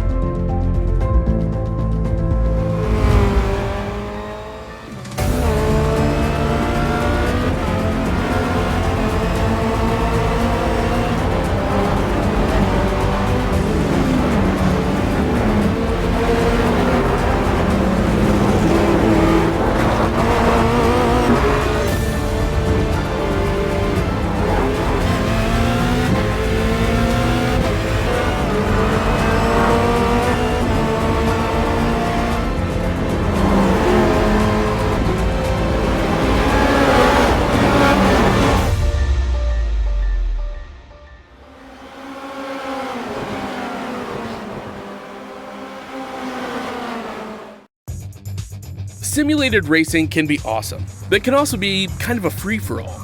Interestingly, auto racing faced the same problem in its earlier days. Whether it was on the back roads, the beaches, or the city streets, the racing was fun. But there was always a certain level of chaos and danger, until some folks came along and put some order to all of this.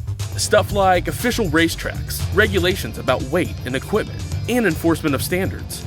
That's what gave us high-speed excitement, fast-paced action, and photo finishes. That's when racing became racing. The guys over at iRacing.com have made the same transformation in the world of sim racing. Sure, they've got the most accurate tracks and realistic cars out there, but that's just the start. See, iRacing analyzes the performance and results of each driver in every race, so you can be sure you're always placed in races where the competition will be tight, and that those reckless drivers who ruin it for us all are kept in the pits. Not to mention that with over 45,000 active members already in their vast community, you can find races day and night, so you can always get in on the action.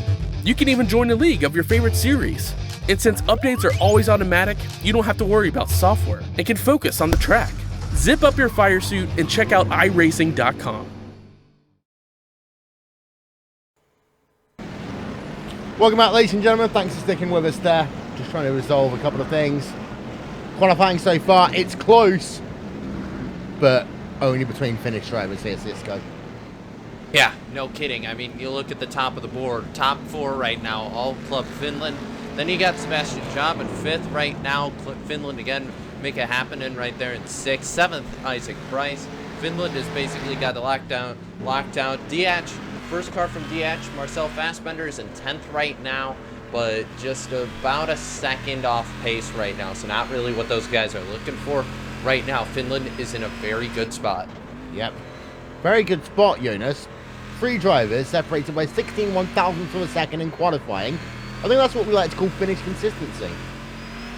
Yeah, I hope they finish consistently too, Will. Yeah. I've been saving that up all day long. Now, Riku Alatalo, Joni Takanen, Tommi Hahka, Kim Eriksson, and I'm absolutely stunned at the pace of Kim Eriksson especially. I mentioned he was put in as a substitute driver, not part of the original 10-driver lineup, and he is showing he is worthy. Miika Haapanen in P number 6, then Joni Törmälä in P number 8 as well. And also shoutouts to Mikko Nurmi, Joni Hagner, Mikko Paavilainen and JJ Nylander as well. Jari Nylander down in 15th position, and he is the last of the Finns. And that is important thing. I think Joni Beckman said on his interview that he needs at least 9 guys, the best 9 guys to finish in top 15, and that is right now. As the qualifying is still underway, that is what's happening. Now, they got 30-point deficit behind to the club of UK and Ireland, but if this is the finishing order, then it's gonna be really close indeed, especially as the top 4 are Finns, but there is still a race to go. Qualifying can tell you only so much, especially when we are talking about Spa-Francorchamps, which is a very treacherous track where anything can happen. Yeah, so just having a look there, Simon Maltby, right down at the rear of your field. I actually want to show you some of the drivers towards the rear. Simon Maltby is one of those drivers right now. Wayne Hutchinson for Club Northwest is not on track. Christopher Sherburn doing double duty, if memory serves me correctly, there is down in the 38th position. Then you've got yourself Bruce Nelson in 37th in the 041 machine. Sebastian Job is on track right now, trying to move up for Club UK and Ireland. Minute 20 remaining qualifying. He will just do that one in time there, Cisco. Yeah, and just barely in time got in. The clock is now out. Qualifying. Oh, he's off. Darn it. Well, he definitely won't do it in time now.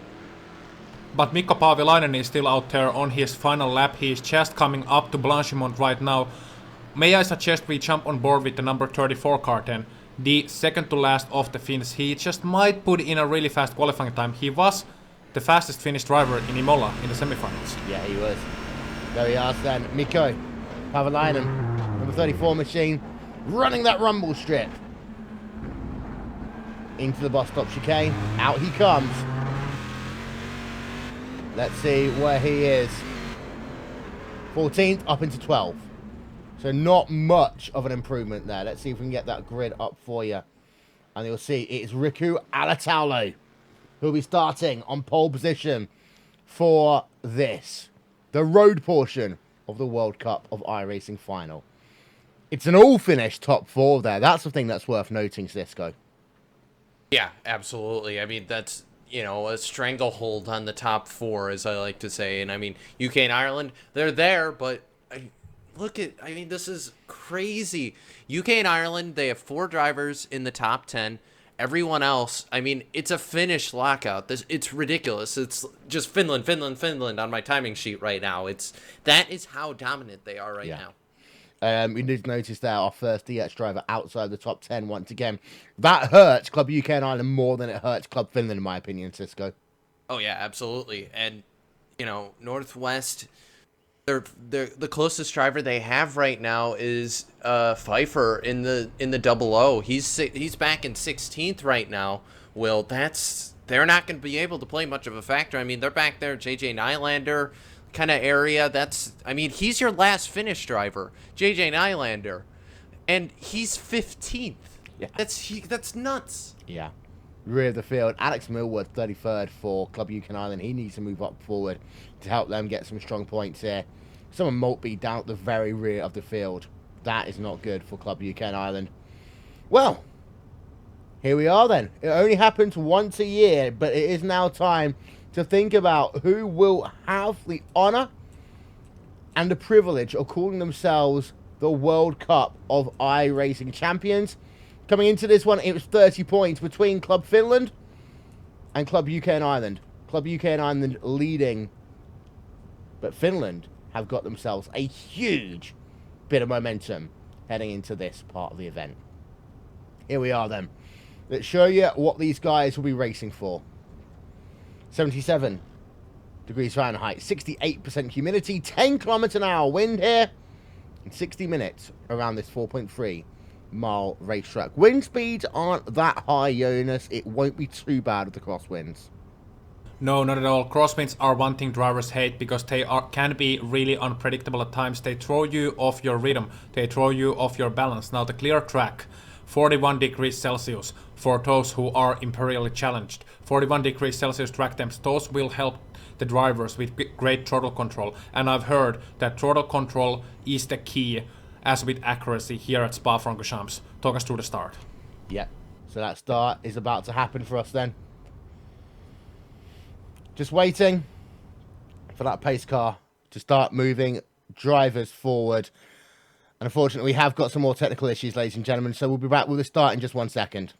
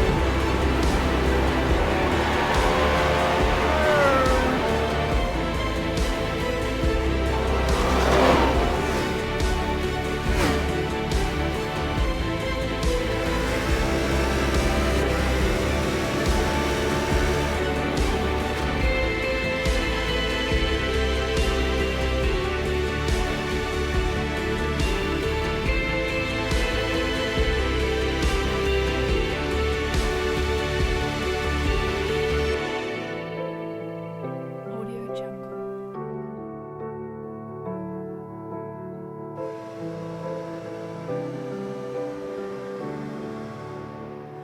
Audio Jungle.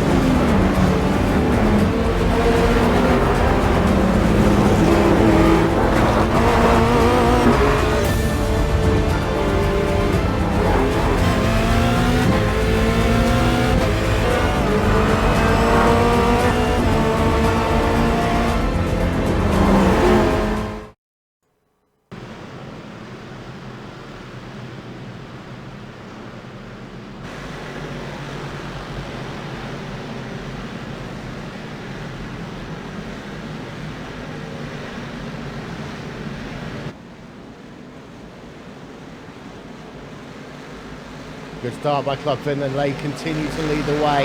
Riccardo Talo from Joni Tankonen, Kim Eriksson in third, Tommy Hacker in fourth. Start of the race overall pretty clean for Club Finland there, Cisco. And actually, Tommy Hacker is right now under attack from the 11. That's the UK and Ireland car, Sebastian Job. He's their leading driver right now, trying to do everything he can to get up front. Right now has to jump in behind him as they head through Eau Rouge and down onto the straightaway here. Great run through Eau Rouge for that 11 car.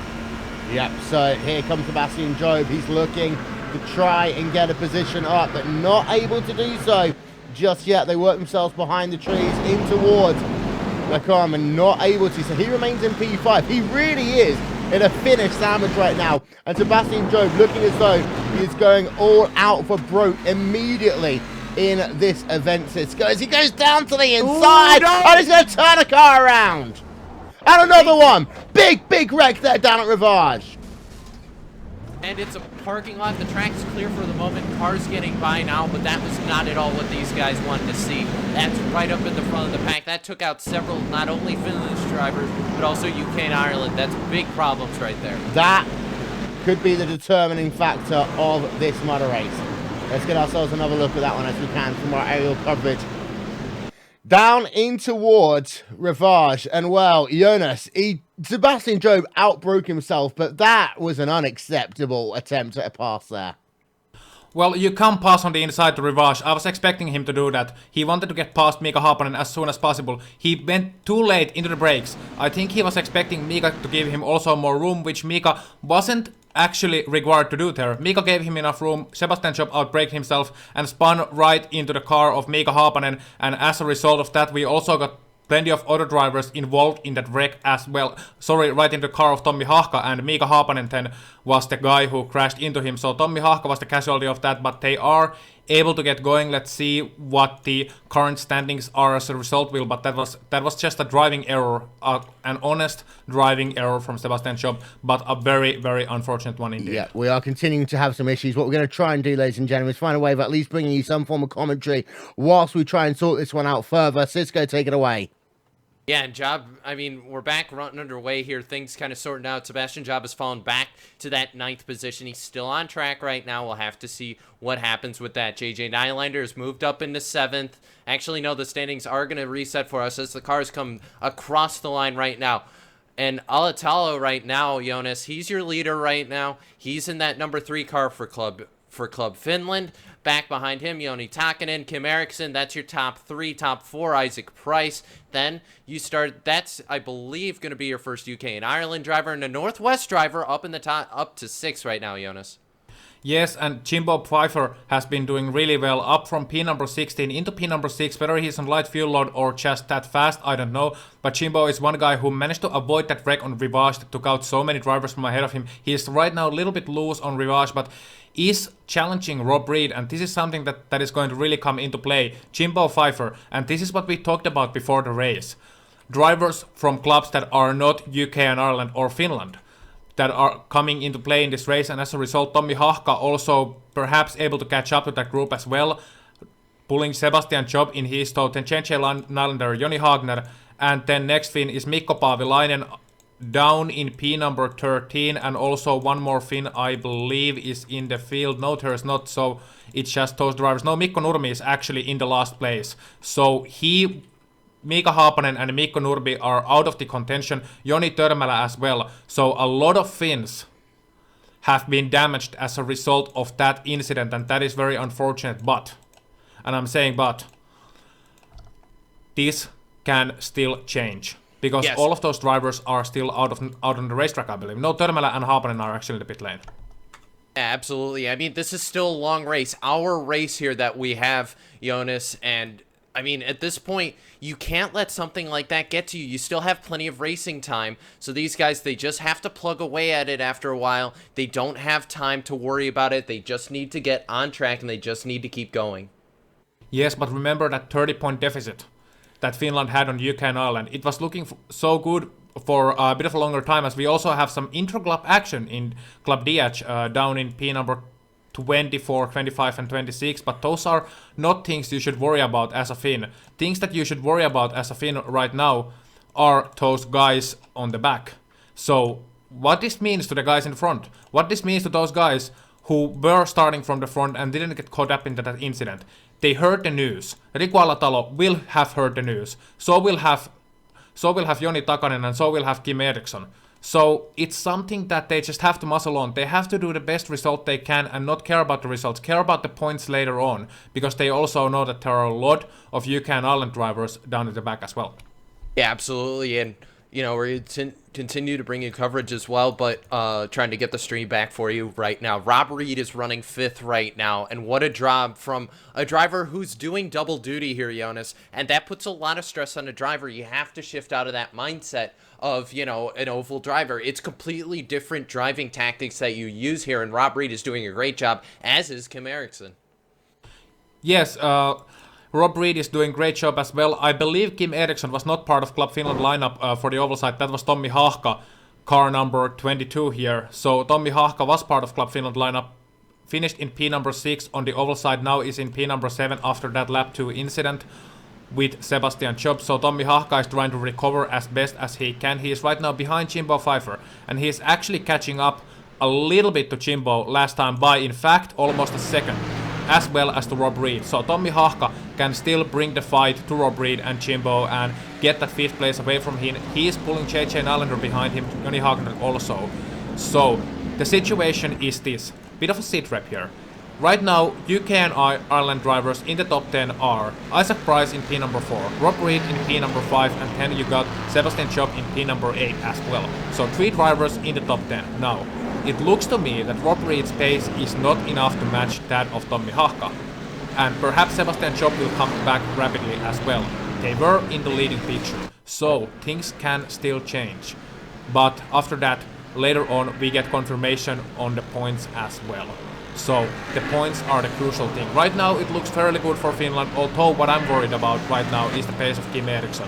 He is not quite able to hold on to the back of Riku Alatalo and Joni Takanen as we perhaps expected, because Alatalo and Takanen are mighty fast in this car, and Isaac Price is catching him up. Now, it could have been a mistake from Kim Eriksson last time by, and he needs to get a hold of himself, or Kim Eriksson could have just burned through his tires a little bit too quick, and as a result has to now defend from Isaac Price. Isaac Price in 4th place right now, Kim Eriksson in 3rd place. Isaac Price is one of just 2 drivers with a World Championship license here in this event right now. So, just having a look down through the field a little bit more. And it's worth noting that what we were thinking about the fact, Jonas, that we might have ended up in a situation where DH drivers could have got themselves involved in the action. Well, that doesn't seem to be the case here today. No, not at all.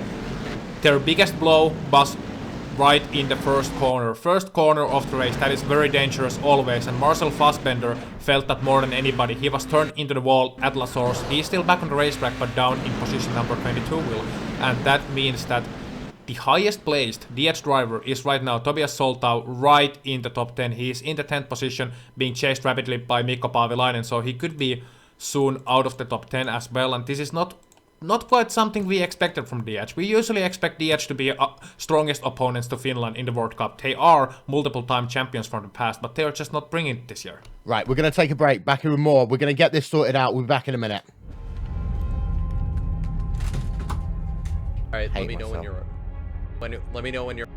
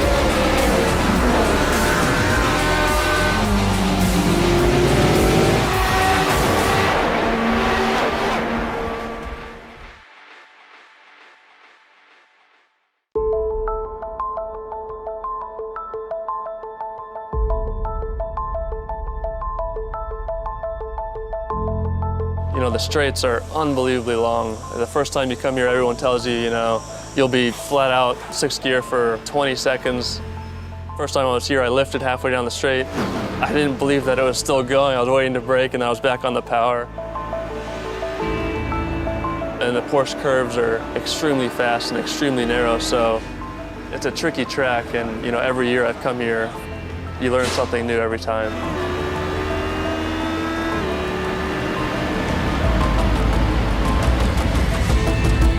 Le Mans is so fast. Wherever you accelerate, you are over 150 miles per hour. Going there, I realized everything you have done before was nothing.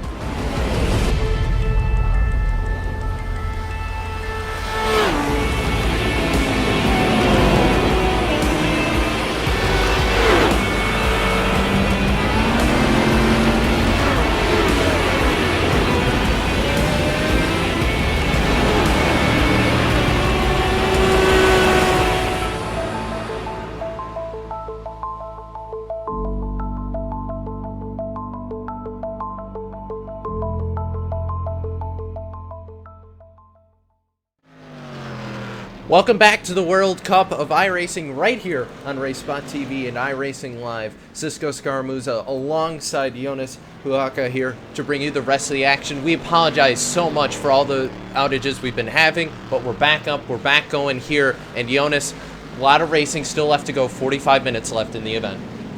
Yes, 45 minutes left in the event. We do apologize for all the issues. They should be resolved now. This is not an ideal situation, but we'll do our best here at RaceSpot TV to bring you the rest of the coverage as well. And this is an important event. This is the World Cup of iRacing 2016.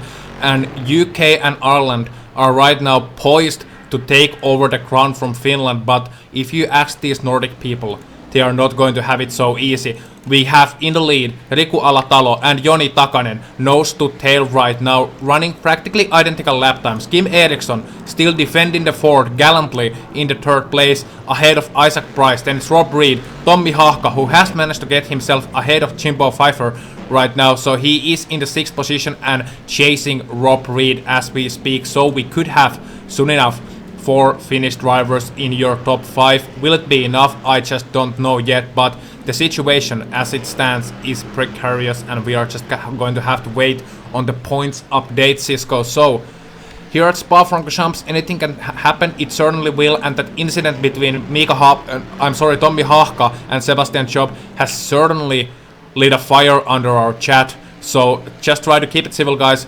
Conversation, of course, is not only expected, it is only encouraged, but just try to keep it civil. Everyone has their own opinion, and the judges and the referees will decide on that one. So, the story of the race so far, big wreck, and now everything has been changed. Finland has been the fastest so far, but UK and Ireland looks like they have more healthy cars.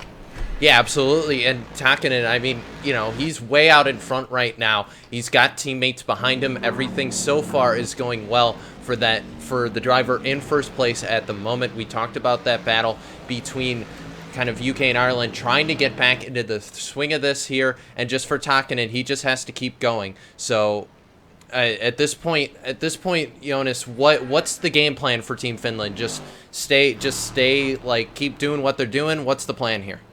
Do your best. You cannot really plan for situations like this, and always in a motor race, when you encounter issues, the most important thing is to finish the race for each and every one of the drivers.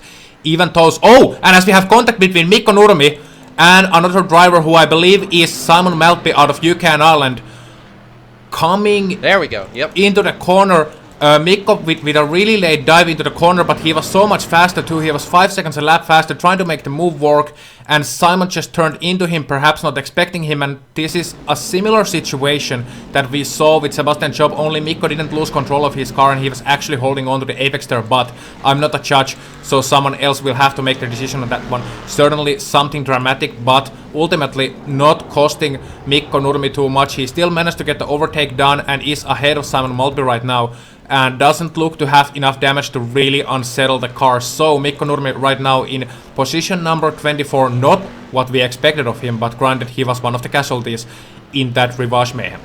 Yeah, absolutely, and I'm trying to find our leader right now back on the list, but This race has definitely been a lot more violent than I think what we saw in the oval. Obviously, we don't have the full course caution. Oh, sorry, I'm sorry. Andy Fuller in Eau Rouge, car number 4, just went hard nose first into the wall. That was big, and he is out of your motor race for Club Northwest. Yeah, and we got the replay on screen right now. We're going to take a look and see what happened to the number 4 car right there. And that was big problems there as he head through Eau Rouge, I believe. And, I mean, at that point, he just hit the... Did it just get... Yeah, he just lost it. He just lost it, got loose going up the hill, and that's all she wrote. Now, Corvette hard in the outside wall.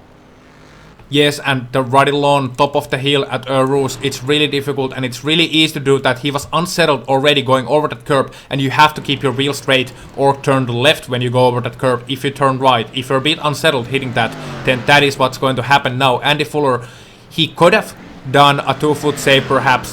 What he did instead, he tried to keep it under control and just snapped too hard back, and that is something we see in a lot of motor races, and he is out of your race for Club Northwest.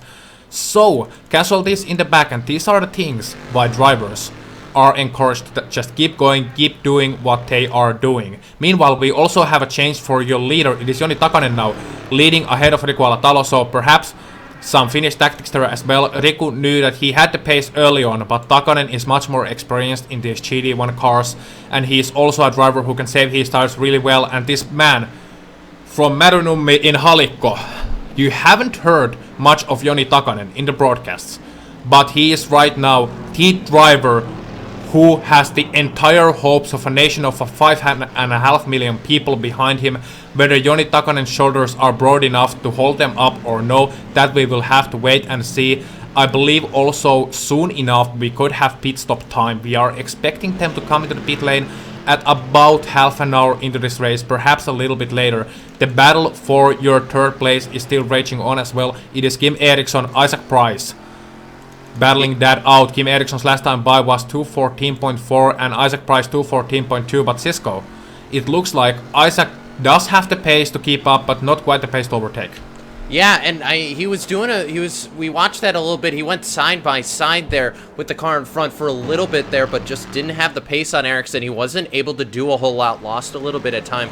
Do apologize, no paint on the 15 on my screen there. We do apologize, but nonetheless, Isaac Price at this point, he's just got to keep soldiering on. Got that Corvette. He can't get too, I guess, ticked at himself for kind of losing a little bit of time there. He's got to get back going. He's got to keep chugging along. He's the highest placed driver for UK and Ireland at the moment, and he's got to get his hands on the wheel and just get going, Jonas. Yeah, I believe he just has to hope the price is right this time. Ha ha ha. There you go. All right. So another interesting thing I should point out is that Tommi Hahka has now freed himself from that battle with Rob Reed for the 5th position. And Tommi Hahka's pace, despite that early on contact, hasn't seemed to drop too much. And remember, this was the driver who was third in qualifying, was reckoned to be one of the aces for Club Finland. And he is right now in the 5th place, and this is a long race. We are only on lap 11, we are running for 1 hour here, remember. So, Tommi Hahka is only 7 seconds behind Isaac Price right now, so theoretically, he could still catch up. And if that is the case, then make it a top 4 for Finland once again in the formation of Joni Takanen, Riku Alatalo, Kim Eriksson and Tommi Hahka. But Isaac Price is a long way away, and we know the pace of Isaac Price. It is very, very, very good. He is a World Championship GT Series driver. Oh, and as Kim Eriksson makes a little bit of a mistake at Lecombe, and that is going to allow Isaac Price to perhaps try for the Sebastian Job move down to the inside of Rivage. He is certainly thinking about it, but decides against it, and that is a very difficult corner to overtake. But with GT cars, there is only one real line, and that is the inside line, Cisco.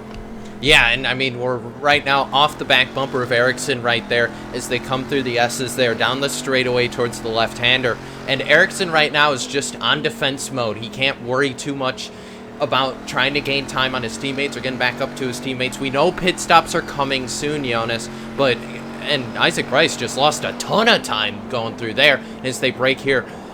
I just don't think Price is consistent enough to do anything with Ericsson right now. No, he's not. He was perhaps a little bit intimidated as they went through Pujon.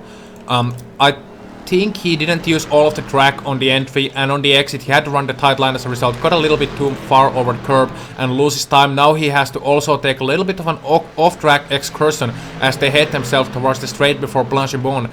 So, Isaac Price is going to have his hands filled with Kim Eriksson right now. Another interesting battle, I should point out, is the battle between Mikko Paavilainen, David Williams and Dragan Nikic for your position number 10. Those are important positions, and they are also catching up slightly to Tobias Soltau in P number 9, and these are important points, remember. And these are the overtakes that for Club Finland Mikko Paavilainen has to make. He cannot let the edge drivers take away too many points from them. As it looks right now, Mikko Paavilainen can be fairly certain that he can at least hold on to the fort, but anything can happen and usually will in a long motor race.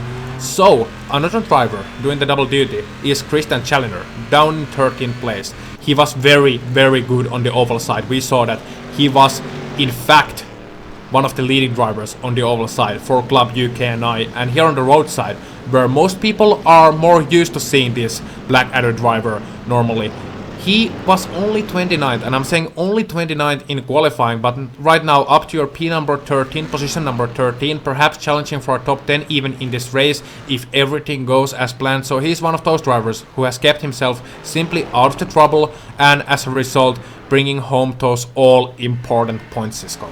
Yeah, absolutely, and Challenger, and he's just got to keep plugging away at it. That UK and Ireland, they got a little bit of help in that wreck, and I mean, it's not exactly what they were hoping for. I mean, no one wanted to see that wreck at all, but these guys, they have to take advantage of, you know, what happened there. I mean, like it or not, Finland lost a bunch of drivers there, whether you like it or not, and I mean, UK and Ireland, these guys have an advantage coming into the race. It's always easier to defend than it is to attack. And Jonas, these UK and Ireland guys, at this point, they just need to cling on, because right now, from what it looks like, they just don't have the sheer speed to compete with Takinen and Club Finland. These guys need to get every position, every point matters for these guys. Yes, it does, and it's going to be a lot of match doing.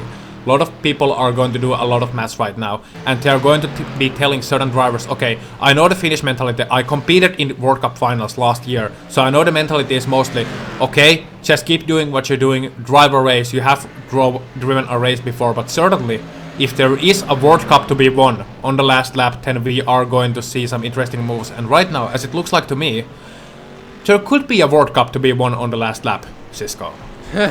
Well, it's gonna if it's gonna come anywhere, it's definitely gonna be probably Isaac Price, if he can get around that 79 of Ericsson. I mean, they keep going right now, and Ericsson, he's doing everything he can, man. I mean, Isaac Price, he's still there.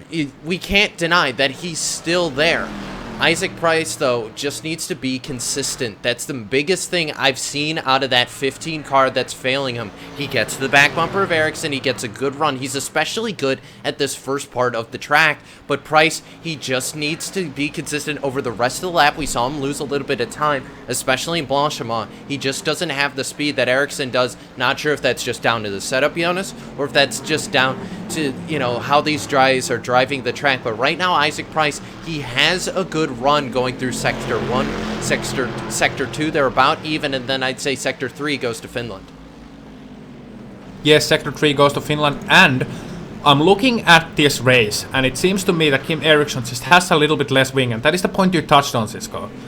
The setup, and how it makes a difference. I know these guys, the Finnish guys, run a fairly similar setup, but they are encouraged to try their own little tweaks if it helps them drive better. Because I know that when you go at absolutely top speed, at absolutely fastest you can, during the duration of 1 hour, then you need a setup that you can most importantly trust. As Kim Eriksson goes a little bit wide, braking at, I believe, is Fan's corner, unless I remember my corners at Spa wrong, and that allows Isaac Price to catch up a little bit to him, but if he indeed has more wing than Kim Eriksson, then it's going to be really difficult to overtake unless he gets a mammoth run out of Eau Rouge. I think that is what he's going to need, and Eau Rouge with these cars is absolutely not a flat out corner, and it's very difficult to nail just right. We saw one driver already going into the wall at the top of the hill at Rodilon, and as a result of that, every driver is going to need to be a little bit extra careful, especially Kim Eriksson if he indeed has less wing, Cisco. Yeah, absolutely, and that comes down to tires as well, too. If you don't have as much wing, maybe that's a little less downforce, a little less pressure you're putting on those tires, if I know my aerodynamics correctly, that is. I don't know. I'll have to throw that one to you. But I would think if he's running a little less wing, he's not running as aggressive as a setup. I would think that'd probably help tire wear a little bit. It would help his tire wear a little bit, but ultimately, I think it's a lot about preference with these drivers. As I said already, when you're running a little bit less wing than the other drivers, then what you also have a little bit looser of a race car. You can drive a little bit more with oversteer, a little bit more with the throttle. It oversteers a bit more into the corners. As with the GT cars, more rear wing tends to cause a little bit more understeer, and that is the last thing you want at Spa-Francorchamps. You're going to feel that you're running out of track and each and every corner exit as Kim Eriksson locks up the brakes, this time into Lacombe, and he is running out of tire very fast, but Isaac Price just not able to get close enough. Meanwhile, we also have Sebastian Job, who is, interestingly enough, about to be lapped here. So he has faced several issues and is right now about to be lapped, locked up the brakes, big time going into Rivage. Let's see if Rico Alatalo can make it clean through him. I hope he can. And I'm not accusing Sebastian Job of anything here, remember. That, I think, was ultimately a racing incident. Perhaps what we could call an optimistic attempt at overtaking, but ultimately a racing incident, and I think that is how it should be declared as well. It is up to the judges to say if there is going to be any punishment handed out for that or not. Also, there are plenty of other drivers on track as well. I am going to ask for focusing on the battle between Simon Maltby and Joni Hagner for your P number 26. We saw as Joni Hagner goes for the crossover at the exit of the bus stop chicane, is on the outside coming into Lasoros. We saw Simon Maltby involved in an incident with Mikko Nurmi earlier. Let's see if it goes better with Joni Hagner. Hagner braking later on the outside. Let's see if Maltby can hold his line on the inside. Yes, he can. And Hagner should get a better exit as they run down into a rush. Oh, they touch. And Maltby slowing down as a result of the contact, and Hagner just closing the door on him and takes the position away. And as a result of that, Joni Hagner is right now up into P number 26, and most crucially, Cisco, he took another point away from Club UK and iDriver. Yeah, and I gotta think, regardless of what your stance is on the Sebastian Job thing, Finland is not happy in that camp. And I mean, you've raced with these guys before. You know what these guys are like in the race session. But I mean, at the end of the day, these guys are, they're not going to be happy about it, regardless if it was an accident or not. That took out a bunch of their drivers up at the top of this thing. At this point, Finland needs every point they can get, and maybe a little bit of anger behind that move, or maybe just a little bit of incidental contact. Nonetheless, Finland on the aggressive side right now. Yes, and we also have drivers coming in the pit lane. Jimbo Pfeiffer from P number 7. Leading Tobias Soltau, Mikko Paavilainen, David Williams, Marcel Fassbender, and Jamie Fluke coming into the pit lane, as well as is Mike Rochin, Mitchell Cornett, and a lot of other drivers, Brian Bennett as well. So a lot of drivers from your midfield are coming into the pit lane right now, and this is a long pit lane at Spa-Francorchamps. It's a really long pit lane. It's the endurance pit, so you're going to run in the pit lane through the main straight as well as down in the run towards Rouge, and actually pitting here on this track, as funny as it sounds, may be more treacherous than it really should be, because that inside wall on La Source hairpin, Cisco, it's actually really dangerous. Yeah, it's not exactly what I would call even, Jonas. There's just a little bit of a... It's basically put up with barriers. I mean, it's not one continuous barrier. It's kind of a bunch, and that it just changes. It changes the complexion of that, and it's not completely uniform. It's not a perfect circle. And, that's one of those things where if we were anywhere else, maybe that would be a solid barrier. But because iRacing, I mean, that's what we talk about when we talk about laser scanning. Those sorts of things. It reminds me of the stairs at Gateway, the stairs in the middle of the pit road, that if you're against the wall, you run in the stairs, you blow up your car.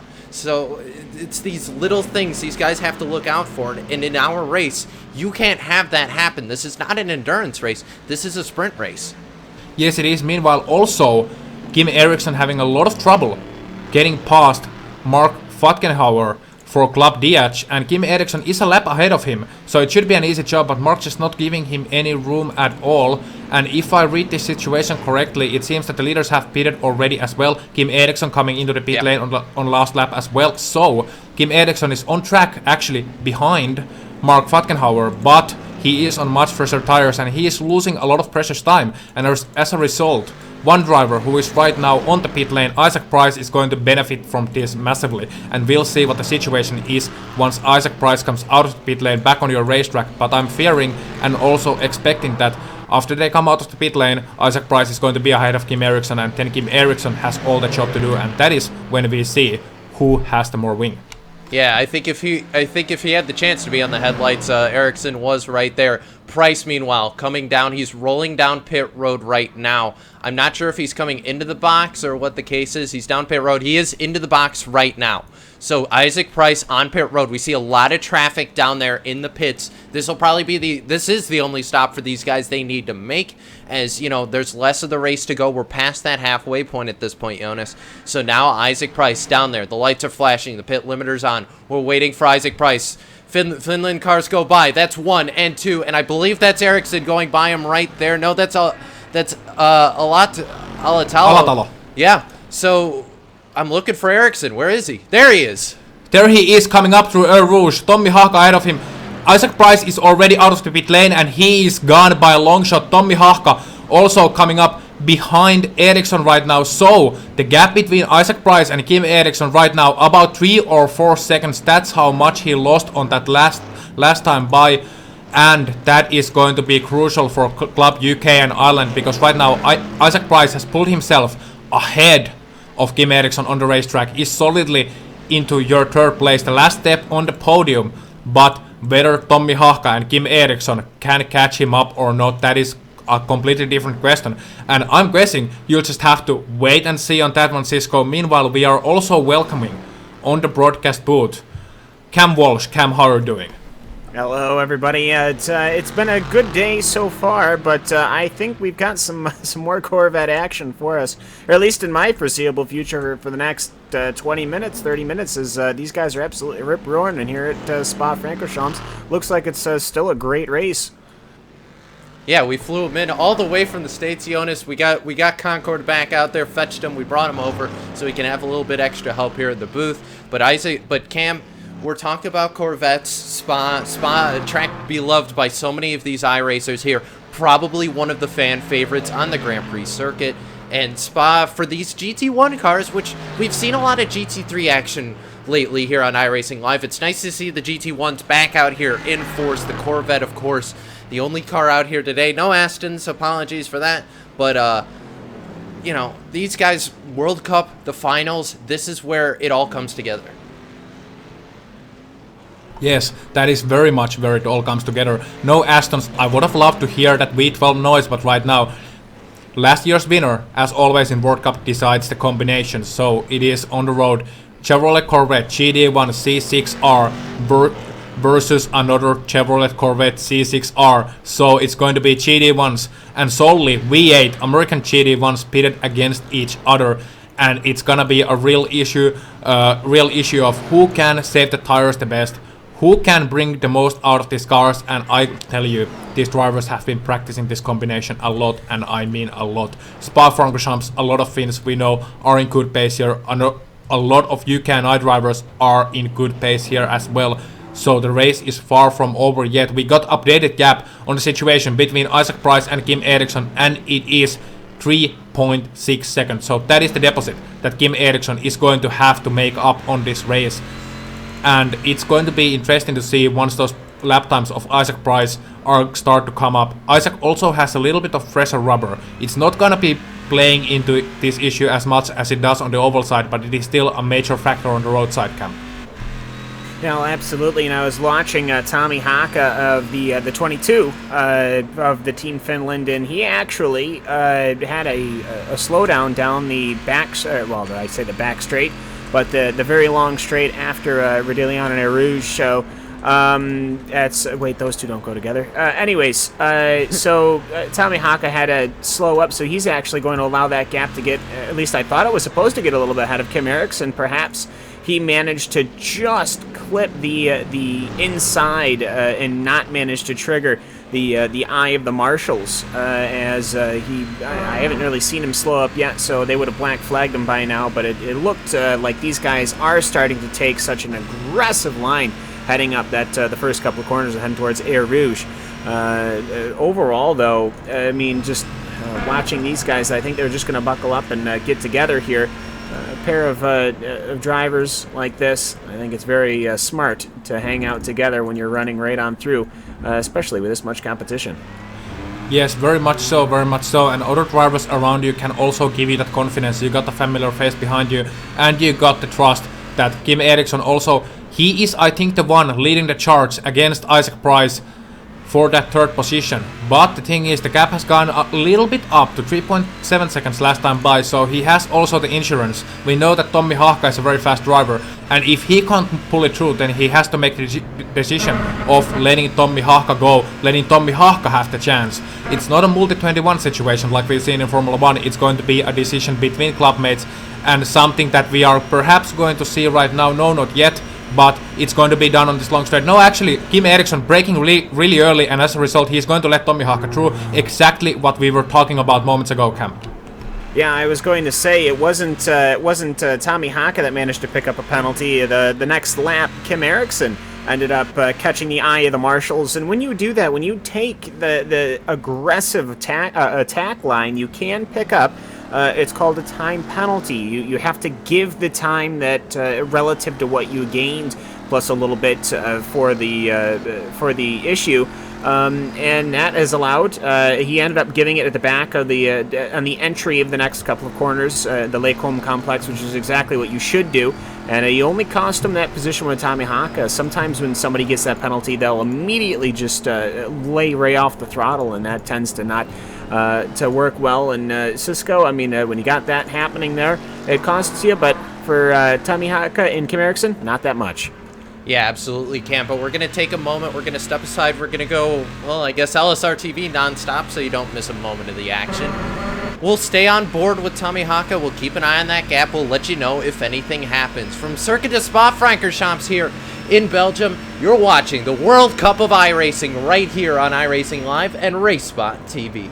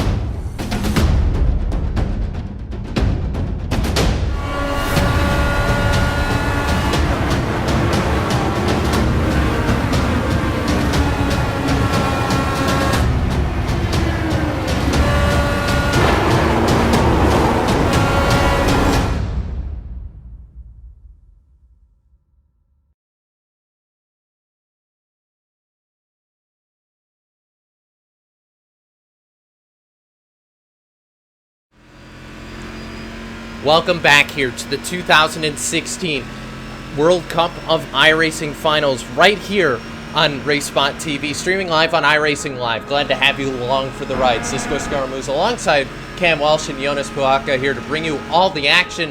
And We're looking right now, Isaac Price just locked up the brakes as we saw from the cockpit of Tommy Haka, and that gap has closed, Jonas. That gap has closed very much indeed. It is right now, as we get an updated gap over the line, it is less than 3 seconds. It is 2.8 seconds, I believe, right now. So Tommy Haka catching up to Isaac Price a little bit at a time, just nagging, biting little pieces out of the gap, the lead that Isaac Price has on him right now. And he is, most importantly, he is pulling Kim Eriksson in his toe right now. Kim Eriksson less than 2 seconds away from him. And if Kim can really hang up with Tommy Haka, if he can stay on the draft of Tommy Haka, then Kim Eriksson is going to be another factor to consider, especially if it's going to be a lengthy battle between Isaac Price and Tommy Haka, then Kim Eriksson can catch up too, and perhaps they can relegate Isaac Price all the way into position number 5. Now, running out your order right now, it is still Joni Takanen in the lead, 5.5 seconds over Riku Alatalo, then Isaac Price in 3rd place, Tommy Haka 4th, Kim Eriksson 5th, Rob Reed 6th, 10, JJ Nylander, Jimbo Pfeiffer, the leading Northwest driver, Tobias Soltau, the leading DH driver, and right behind him, actually we could jump right on that battle because it is brewing between Tobias Soltau and Mikko Paavilainen for the 9th place. Mikko Paavilainen catching Tobias Soltau 14th of a second last time by, and Mikko is really putting on a charge here, Cam. Oh, absolutely. And just looking through, I mean, the rest of the field here, Joni Takanen has had to go through some lap traffic. And as such, I don't necessarily think it's going to slow him down that much. But just throughout here, just looking at your lap times as the relative goes, I mean, Joni is obviously running extraordinarily fast laps. But I will say Tommy Haka, as you're saying, is going to be closing on Isaac Price. I mean, they can almost see each other. In fact, they can see each other coming through the long, winding backstretch here on Spa-Francorchamps before they get to the final couple of the corners in the bus stop, of course. So for Isaac Price, I'm not quite sure what's been heading with his Corvette C7R, perhaps.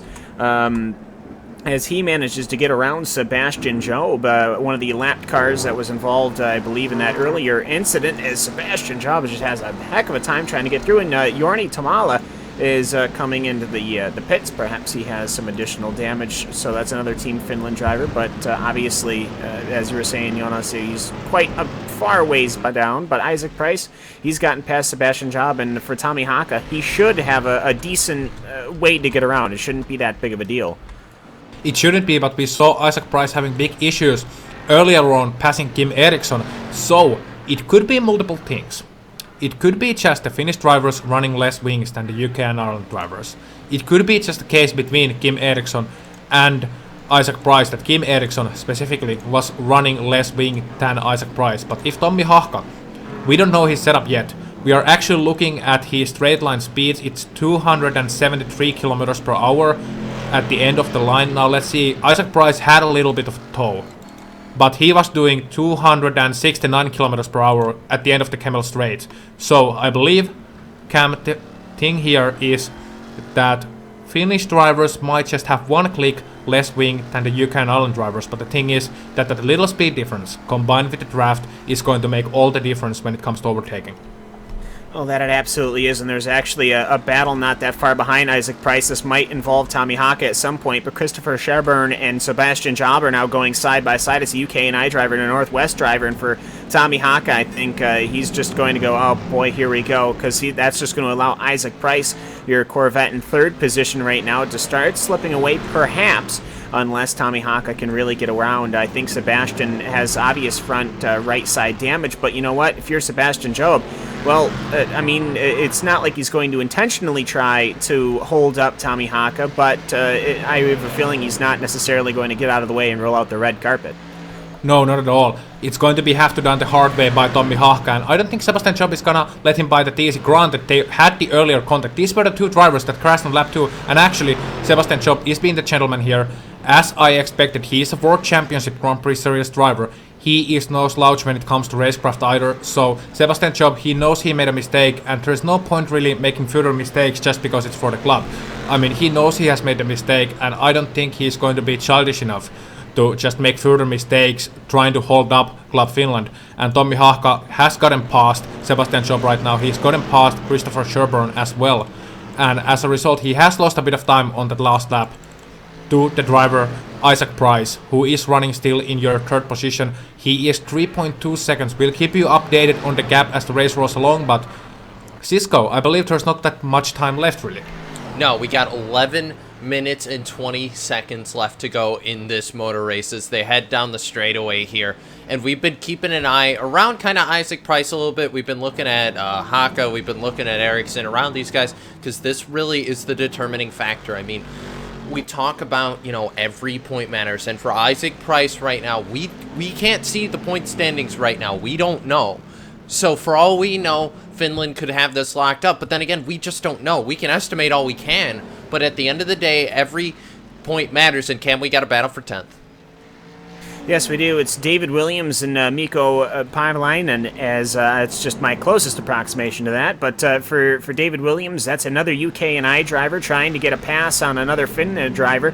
And obviously, this is going to be fairly important here, going by the battle here, because this is UK&I and Finland. Those are our two, really, the people who are here to actually win the World Cup this season, as they are following right behind the front-running Diatch driver, the number 92 of Tobias Soltau. So it's Soltau, Paavalainen, and David Williams. And for David Williams, if he can pick up these two positions here in the closing stages of this race, I think that would be very important for UK&I in securing their, or at least trying in their attempt to try and secure their very first World Cup victory, Jonas. Yes, it would be the first one. Sort of a virginity lost for UK and Ireland there, and they've been poised for it. They were poised for it last year too.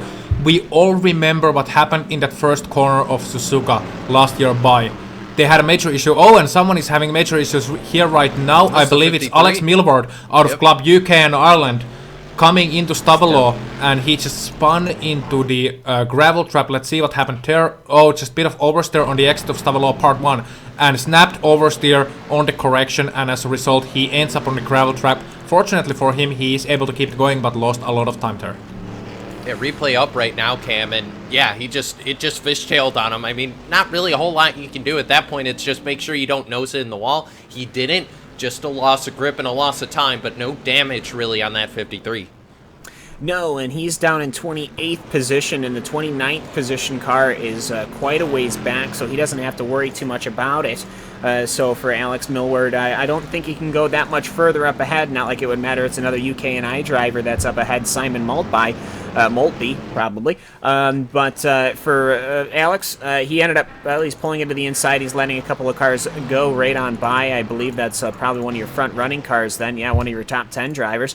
As going down now, going down the Kemmel Straight, it's still going to be Tobias Soltau, Mikko Paavalainen, and David Williams still fighting for that 9th and 10th position. And David Williams might actually lean to the inside here, as he is going to have to just reel in that Corvette just a little bit heavier on the brakes than Mikko was, as that was Mikko's line, Jonas. And right now, you have to say the battle is on in the closing stages of this race. It is indeed, and it's going to be so important, as we discussed earlier, for Club UK and Ireland to get David Williams past the car of Mikko Paavalainen for that 10th position, and this is hindering also Mikko's chances of catching up to Tobias Soltau, because right now he has to defend. He cannot think about attacking. He just has to think about running his own line. Now, I'm saying that was very optimistic of David Williams. We saw that he wasn't able to hold his line either, but I think that was more of a, let's just put it this way, it was more of a declaration of intent than anything else from David Cisco. Yeah, and I mean, at this point, Williams, like we said, I mean, you got to go for every point you can right now. And that UK and Ireland car, we are seeing a VRS Coanda paint, but not really the car that's supposed to be. I mean, that's a UK Ireland car. So if you squint really hard, if you use your imagination, that has a UK Ireland paint on it. But exactly, considering all that's gone down, I'm kind of this is we're just happy to be here right now, Jonas. But David Williams is in a very particular spot. You got 7 minutes left in the race. I bet you if David Williams went full attack mode, he could get to the back bumper of the 34. But you go full attack mode in these cars, the tires are gone. I mean, we're already seeing the 33 struggling to get back onto the gas, and we know that there's a little bit of a wing difference between these two cars. There's a wear difference at that point. Do you go attack now, or do you just kind of go passively attack and try and stretch your tires? The plan right now, I believe, is that you try the best you can. He has to absolutely think of one thing and one thing only, and that is getting past the number 10 car of number 34 car of Mikko Paavilainen in the 10th position, as I was looking at the wrong piece of numbers there. But I don't think the situation with David Williams on the wing is similar to the situation of Isaac Price, because he could just have a little bit less wing.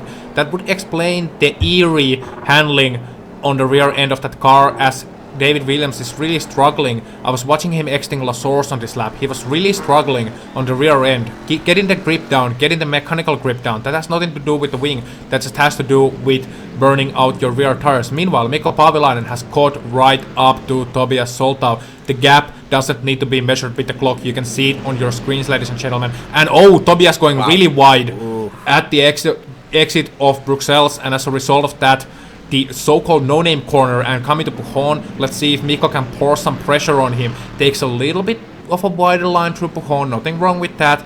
Solid line on the exit, and now Mikko really needs to get by Tobias Soltau before David Williams has a chance to attack him. But the situation is this.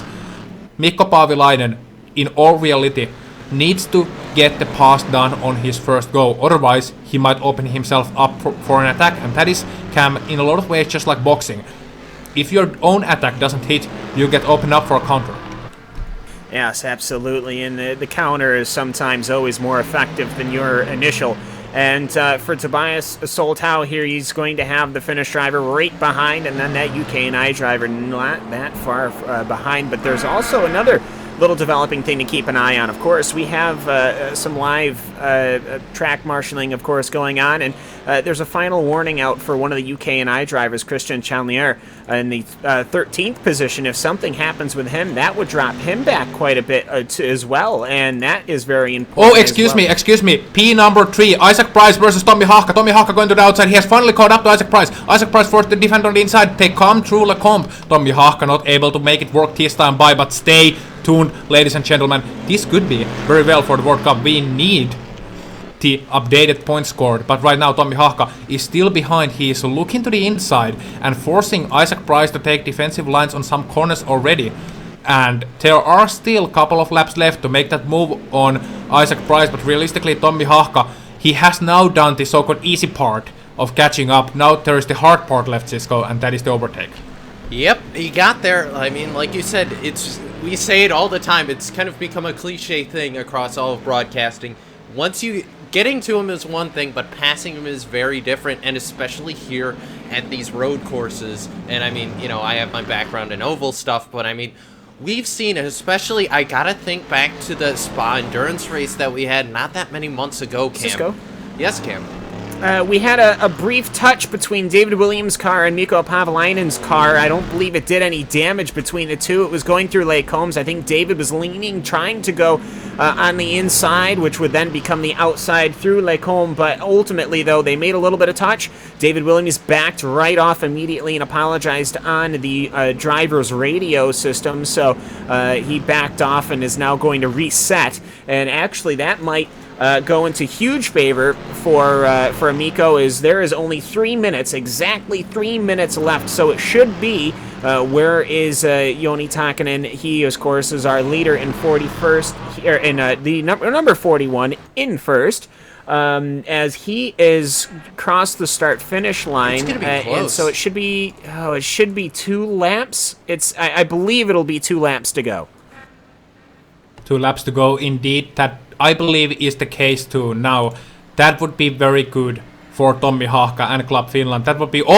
as Isaac Price goes really wide on Ervus, coming up top of the hill on Ruddy Lawn, avoids the slowdown penalty there, but Tommi Haakka has another run on him. Isaac Price closing up the inside once again. Tommi Haakka going through the middle, going to the outside. Now Isaac Price not going to give him much room on the entry. Tommi Haakka ahead on the entry, but Isaac Price able to break much later once again. Isn't able to hold his line, but he was already ahead of Tommi Haakka. So he is going to, I think, realistically have to find out another place to overtake the car of Isaac Price, because I don't think Tommi can get it done on the outside of Lecombe.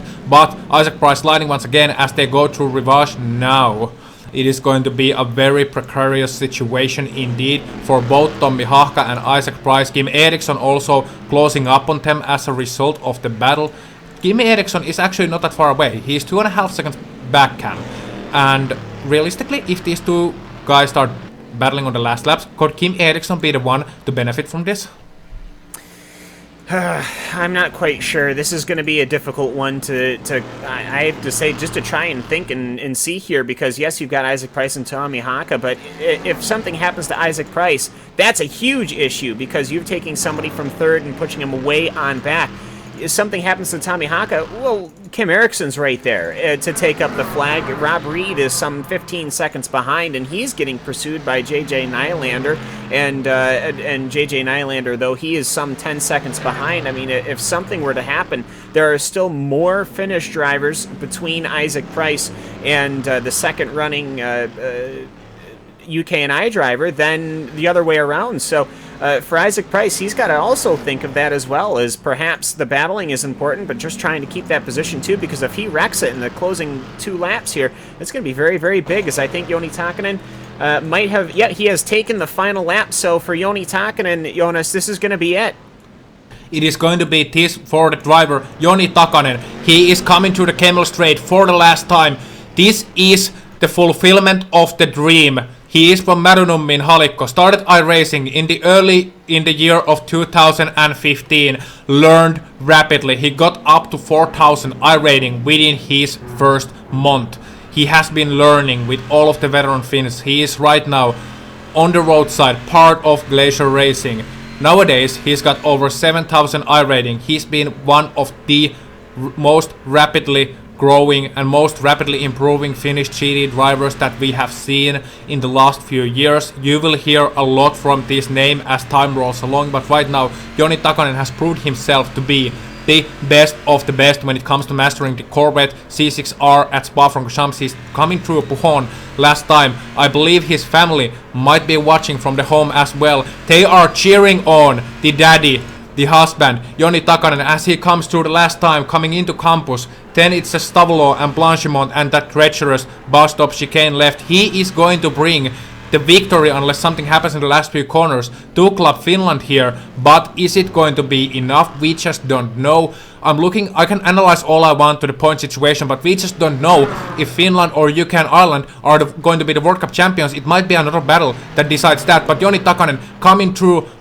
towards Blanchimont, then coming through it. His pace has been incredible. He is over 8 seconds ahead of Riku Alatalo here. He is 15 seconds ahead of Isaac Price, the closest competitor from a club that isn't Finland. So coming through the bus stop, it is going to be Joni Takanen's time to shine on the worldwide spotlight. Joni Takanen coming over the line to take the race win here at Spa-Francorchamps, and it is Takanen who takes the victory for Club Finland. Coming second is Riku Alatalo. Riku Alatalo coming home in your second place. Then it's Isaac Price making mistake on the last corner at the bus stop. Will Tommi Haka get a good enough for a run on the exit? I don't think he will, and as a result, Isaac Price is going to come home on the third place. Tommi Haka fourth, right behind him. Then it's Kim Eriksson. In your sixth place, it is Rob Reed that is bringing home the second best place for Club UK and Ireland in the sixth place.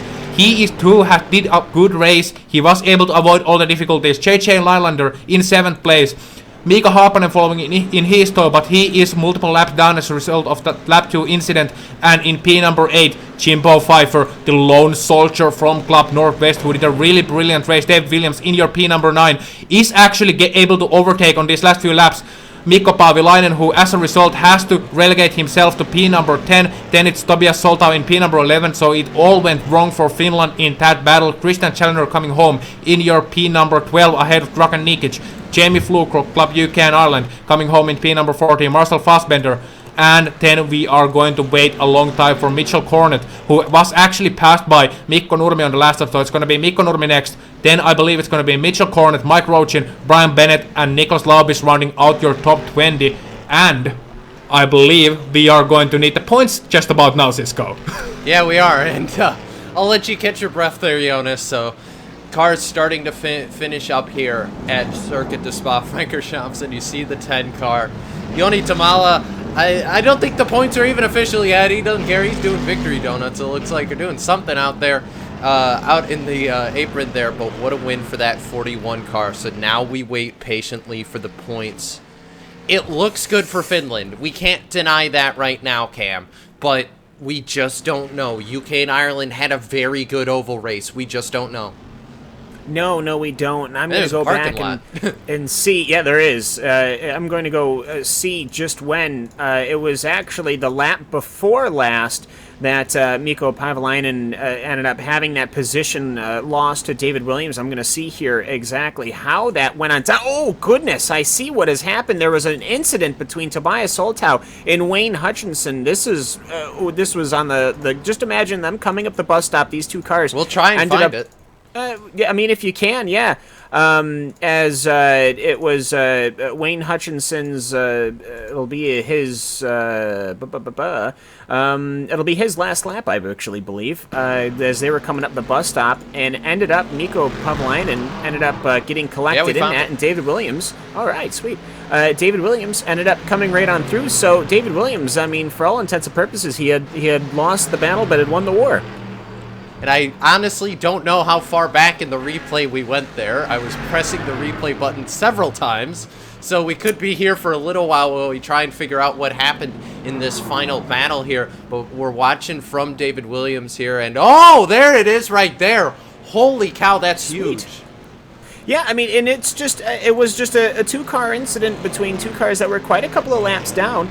As they were working their way through this final stage. I don't believe that this was a battle for position. It was not, as it was a position ninth place car versus a number. And actually, for Tobias Soltau, that pushed him behind David Williams and Mikko Pavalainen. So David Williams actually coming home in ninth instead of 10th, like he was fighting for. Jonas, that's actually a fairly large development.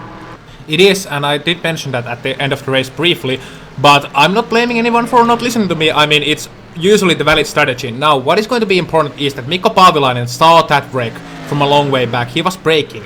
Now, what happened there that he was getting on the throttle? David Williams gave him a bit of a loud tap on the back, and that pushed Mikko Pavalainen so far wide that he had no choice but to try to avoid the wreck on the right side, which was obviously not the way to go. I'm not blaming David Williams necessarily for that, but Mikko just couldn't turn in after the tap, and he was just trying to get on the throttle as early as possible, and well, it seems to be a very precarious situation. David Williams, either way, benefiting from that and coming home in P number 9, Tobias Soltau being hurt in that incident, coming home in P number 11, and Mikko Pavalainen 10 rounding out the top 10. So once more, through your race results, ladies and gentlemen, it is Joni Takanen winning this race by the gap of 8 seconds ahead of Riku Alatalo, both for Club Finland. Then UK Ireland, Isaac Price, Finland, Tommi Hahka, Finland, Kim Eriksson, UK Ireland, Rob Reed, JJ Nylander for Finland. For Club Northwest, Jimbo Pfeiffer, what a great performance from him, coming up from pin number 16 to pin number 8. Hence David Williams for UK Ireland in pin number 9, as we talked about, and Mikko Pavalainen for Finland in position number 10, rounding out your top 10. Now we are still waiting on the final points confirmation. So, as a result, as it stands right now, we don't still have a World Cup winner, ladies and gentlemen. There are many speculations about that, and there are also some things that need to be looked over from the side of the judges, because the Sebastian Job incident, what kind of a penalty will that occur, if any? The last incident as well between David Williams and Mikko Pavalainen, will that occur any penalty? Various other incidents that call bring penalties, and I hate to say this, and I hate having these things decided on the judges rather than on the track, but sometimes you need good stewarding, Cisco, to really bring this event in the glory it belongs. But sadly, this year we are just going to have to wait and see on the results instead of declaring them right away. Absolutely, and while we're waiting on that from Michael Lett, Series Director, we're going to take a moment and step aside. Thank you for watching the finals of the 2006 World Cup of iRacing. We're going to head to commercial. We'll be 16. Right back here, and we'll bring you hopefully some driver interviews, and maybe we'll let you know who's going to come out on top. You're watching the World Cup of iRacing from 2016, the finals from Spa here. They're over. We'll be right back here with more commentary.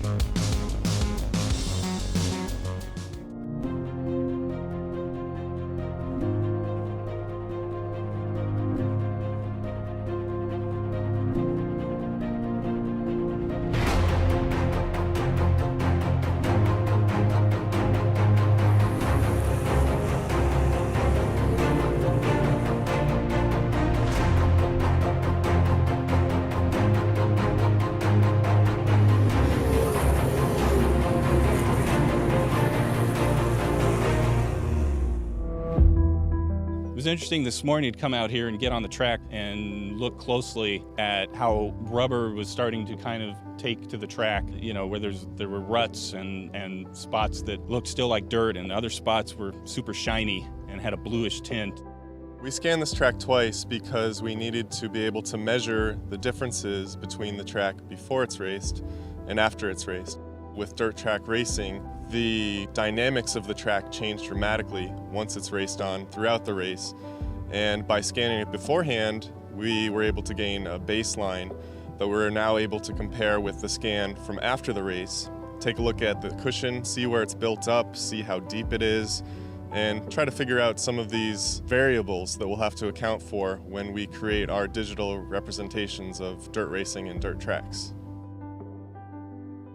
Our associate producer, Kevin Einarelli, was actually quite the soldier, and he stayed here all night scanning so that we could get this second scan, because in the morning after the race, they ripped the track up. So the window that we have to collect that data is very limited. So thanks, Kevin. So we had a similar approach with the photography of this track that we had with the laser scan. We photographed it twice. So we were able to get in here right before the race started, right after all the trucks had finished running the track in, and take reference photography of the track. And then we returned today and took another set of reference photography, and we took photos of all the various elements that we need to account for: the cushion, the groove, the areas of the groove that have received rubber, and the apron. And we have a specific technique that we use to take these shots. We are using something called photogrammetry. What photogrammetry is essentially the science or a method which will allow us to take photographs and extract three-dimensionality from them using common elements between the photographs. And it's a great technique to create textures for our racing sim, and it's something we've been doing for a while, but it's especially helpful with dirt because of the three-dimensional characteristics of the dirt and the way it collects. So it's a really good technique, and it should result in a great looking racetrack. A lot of what I'm seeing kind of confirms what we already believed and already knew and have already started working on. So, my plan is to get together with Dave Kamer and get in detail about what's going on between the tire and the road, because the ruts seem to be a significant piece of the puzzle, where the rubber shows up on top of the ruts. So getting the tire grip correct on a track that has as much variation as a dirt track does is going to be key. We know that every racetrack, every dirt racetrack is unique. Different soil compositions, different color, different types of grooves developed depending on the different types of cars. So this process that we've gone through this weekend is not going to be a one-off thing. We're going to do it again, increase our knowledge, and we'll take that knowledge home with us, and it will help us create a better version of these tracks in iRacing.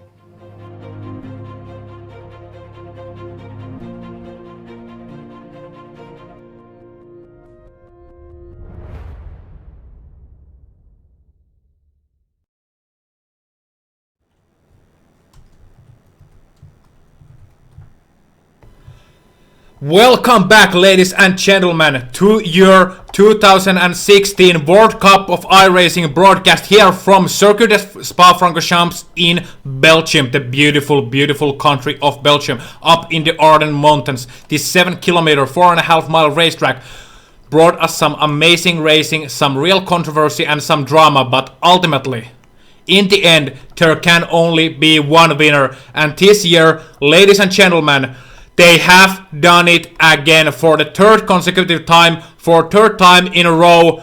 It is Club Finland bringing home the glory as a result of some amazing drives from Joni Takanen, Riku Alatalo, Tommi Haakka, Kim Eriksson, JJ Nylander, Mikko Paavilainen, as well as Mikko Nurmi and Joni Törmälä and Miika Haapanen, and let us not forget Joni Hagner either. So these 10 guys brought home the victory after a 30-point deficit, and the final points is as follows: 1,221, I believe, for Finland. Over 100 points ahead of Yukon Island. We expected it actually to be a little bit closer than that, Cam, but all I can say right now, and I do apologize, it will be in Finnish. Even though it is minus degrees outside, the whole country right now is covered in snow, but todella tavataan.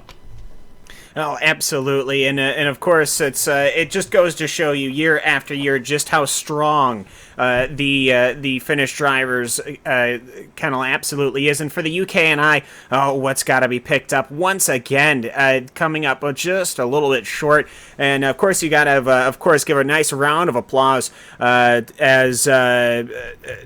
Just the entire crew. It'll be Sebastian Job, Christian Challier, Jamie Rushworth, Isaac Price, Rob Reed, Jamie Fluke, Alex Millard, and Richard Avery, David Williams, and Simon Maltby. A good effort by them, to say the very least. We actually have a member of the UK and Ireland. That's Jake Sperry, not necessarily the racing team, but on our racing staff. And Jake, well, I can't say this is as an American. I have to be neutral here because this is you obviously are right between England and Finland. America's right in the middle. As this isn't well, it's not the best ways, but you know what? It's a fantastic race.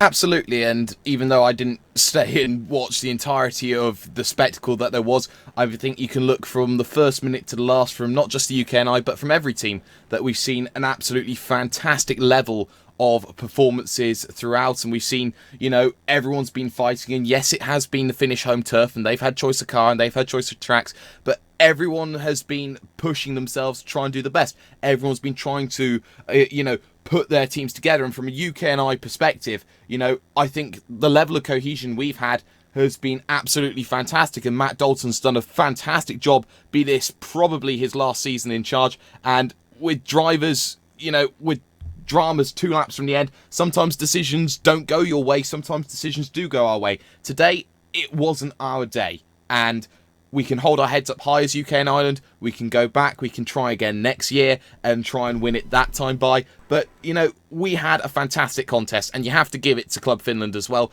They did amazingly to get themselves the win overall, and they did a fantastic job on the roadside. Absolutely, and this is actually a fairly interesting thing. We've got Jake from UK and Jonas from Finland, and that's kind of cool. We've got the Race Spot commentary team is literally from the two people that are on either side. So that's obviously always an interesting thing to have. And Jonas, I mean, this is a big effort from you guys, and here at Spa, here in the Chevy Corvette. An absolutely fantastic time, and they really ended up taking away, just really grabbing this race. I mean, if you're looking in the top 5, it'll be 1, 2, 3, 4 Team Finland drivers and 1 UK and I driver, and I mean that really kind of goes from there. Yes. The important thing is to finish well. No, but it was really good effort from entire Club Finland, and at this point, I would like to point out also, huge congratulations to entire club, UK and Ireland. It was even closer than last year. This time it really was down to the wire, and if it wasn't for that lap 2 incident, no one knows what could have happened, realistically. So UK and Ireland was leading after the oval side, and I think they are poised to take it 1 year. But it will be only over the Finns' dead bodies, I'm sure, and this will only help encourage more clubs, more countries take part in the World Cup of iRacing, because realistically it is one of the pinnacles of simulated motorsport, and I believe next up we could hear a little bit more of that from Mike Ouellette, the man behind the World Cup of iRacing. Now Mike, what did you think of the last race at Spa-Francorchamps? From my perspective, it was a lot of work. Obviously, there's a lot of passion on every side. We were getting protests in live back and forth throughout the entire race regarding incidents here and incidents there, and the reality is that the vast majority of those were deemed either racing incidents or were called, in some way that left somebody wanting something different, right? And I suppose that's always going to be the case with questionable incidents. All I will say is that we had 3 guys up in the officiating tower, so to speak, doing everything we could to make the best call we could without trying to impact the outcome. I heard you mention, not wanting to have the outcome be in the hands of the officiating, and we agree totally. I don't want that to be the case at all. We want the race to be won on the track, and obviously there's a lot of passion behind this event, and that's the good news, so I take no ill will with anybody who's upset. And very good job indeed. Now, also, I would like to go back to lap 2. I know you don't like talking about the incidents too much, but because there was a big argument on the chat as well from people viewing from various countries taking their own stances behind. What is your take as an official of the World Cup, as a steward of the World Cup of iRacing, on the lap 2 incident between the drivers Tommi Hahka and Sebastian Job? Well, I'm going to disappoint you, unfortunately. So that incident happened right at the very beginning of the race, and we were just finishing up with the between race commentary, and so I was reviewing a protest from the oval race at the moment that happened. So I was not even in the server, and I would had to rely on John King and Jeffrey Price, the other two admins, to make that call. And their position was that there was blame to go around. Indeed so, and multiple other incidents as well. We are always expecting clean racing, but very tough racing as well. Overall, we saw Club UK and Ireland, as with last year, make a really strong charge this year. Club DH not being this strong, and Club Northwest, well, not really able to challenge as much as they have perhaps hoped. Now, are there going to be major changes for next year, or is the format going to stay as it is? Oh, I don't think I could predict that. I don't make those decisions unilaterally. We'll come together as a group probably in a few weeks and really reanalyze what has happened and what we think should happen. I've got my own ideas, and since you asked, I'll just throw out what I think it ought to be. I think we've gotten to that point in the evolution of this event that it's clear that we've got a lot of clubs that really care about this event, and we have a lot of clubs that don't. And I've really tried to put a square peg in a round hole for a long time and trying to get everybody to care about the event. And really my personal preference is to move forward and away from that and allow the teams that embrace it to do so, to make the event centered around them. And that's my long way of saying that I would love to see head-to-head matches, right? I would like to imagine this final as having been Finland versus UK and I. They're the two teams that were the best throughout the tournament, deserved it, and we didn't need to have, as much as I loved having my club in the final, and we love to be in the final, the reality is the head-to-head showdown, I think, is the way to go. I would love to see one-on-one matches leading up to it, but again, that's just my own personal opinion. That's something that the committee will discuss. Thank you. Always nice to hear from the man himself, Mike Ouellette. Now, also thank you from my behalf, from the behalf of the entire broadcast team, and as behalf of the entire Club Finland, for all the work you have put in this year and as well as all the previous years. Now, I think up next, Cam Walsh, we are going to have an interesting person to interview, and certainly someone who is quite happy right now. Well, absolutely. It's going to be Joni Bachmann. We'll get him in here as Joni Bachmann. He's going to be joining us here in the booth. We've got quite the analysis team here. You've got myself, Cam Walsh. If you're just joining us, where have you been? You've got myself, Cam Walsh. You've got Jonas Bohaka on the Finnish side. Jake Sperry with our UK and I, and Cisco Scaramuza, of course, covering. We'll figure something for him to do. But Jonas, you're sitting alongside with Joni Bachmann. I am sitting alongside a very, very happy Joni Beckman right now. Joni, first of all, congratulations to the entire Club Finland for the third consecutive and fourth overall Club World Cup victory. I am losing my words here myself as well. Now, Joni, first of all, say something. Vittu, yeah. There we go. The traditional Club Finland celebration, of course. Joni, how stressed out were you after the oval side had finished? Not as nearly as stressed out as I was waiting for the roadside points to come up, but yeah, I mean the oval was. I saw after the oval race, like I was doing the math in my head, and I was like, it's pretty even. Like either we're like down a few points or we're leading a few points. I don't know, but I mean it was so close that it basically zeroed out the oval gain, or should you say, and I mean we basically knew we had to go all in on the roadside, and I actually told the guys in the TeamSpeak before the road final, I said that normally I would say like just bring the cars home safe and sound, but this time I just said just relax and imagine you're doing a hot lap in the server, just go flat out, and like we seriously have to own this field in order to win. and luckily we managed to do so, even though there was some nasty wrecks. But yeah, in the end we got the job done. You got the job done indeed. Now, Joni Takanen. He's been a driver I know you are very familiar with. Joni Takanen bringing home the victory tonight. Did you expect him to be quite that good? Yeah. One word answer there. Brilliant. Well, what else can you say? I mean, I know this Yeah. guy. I know this guy is a freaking alien with any GT cars he steps into. I especially with the Corvettes. He was one of the few idiots who did the full season in the Corvette when everyone else was doing the OP Aston Martin. So I knew that guy was fast. But yeah, I tried to ease off everyone. Like, okay, let's not take anything for granted. But at the back of my head, I knew that Takanen nobody's gonna stop that guy. And that is indeed what we saw tonight. Second place on the qualifying by 0.2 of a second to Riku Alatalo, 10 and 8 second lead over Riku, and 15 seconds, almost 16 seconds as a matter of fact, ahead of Isaac Price. Now, one more thing before we let you talk in your native language, one more thing I would like to ask you about. What is your take on that? And you know what I'm going to ask you.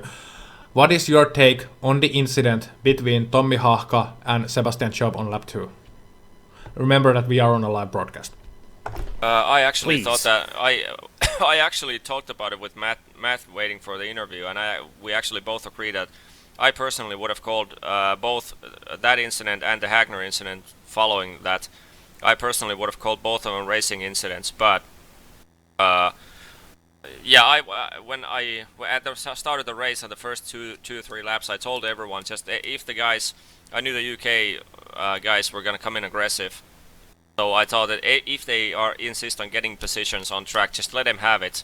Don't risk of getting wrecked. And I saw coming out of that specific incident, I was following Tommy's car, and I noticed that Sebastian got a good run out of Lacombe, and immediately I was like when I saw Sebastian move to the late break, I told Haahka, don't start challenging.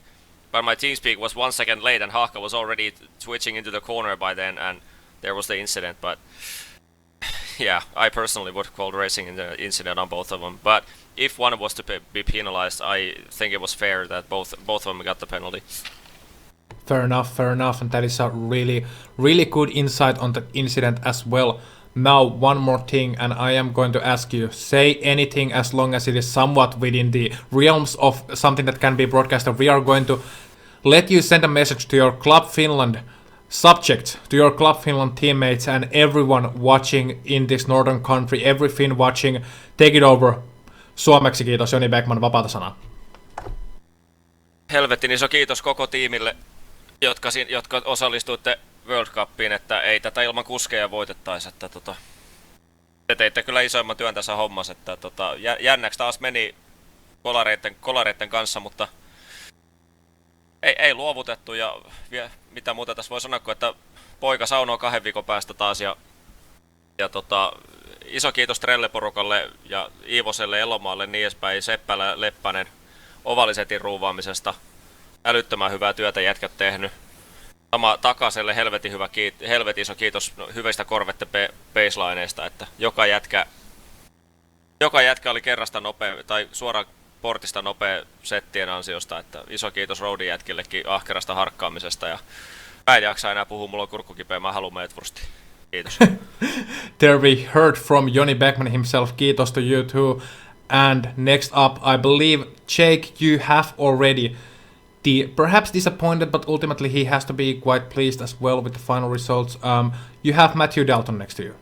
Yes, Matt Dalton here in the commentary box alongside us here. Matt, commiserations have to be given first and foremost, not the result that you would have wanted, seeing as how you were in control, you could say, of what was the opening start. Let's go back then all the way over to the oval side of things. You find yourself in a position where you take the oval with a very strong team. Of course, you've got a very strong core there that go on alongside with things like that. And you look at that team and, you try and match your team as best as you can to the teams that Finland can do, the teams that DH can do, the teams that Northwest can do. Gearing up a team like that, having two distinct personalities and two distinct groups between road and oval, how difficult of a management task is that, just to make sure that you get everything into place?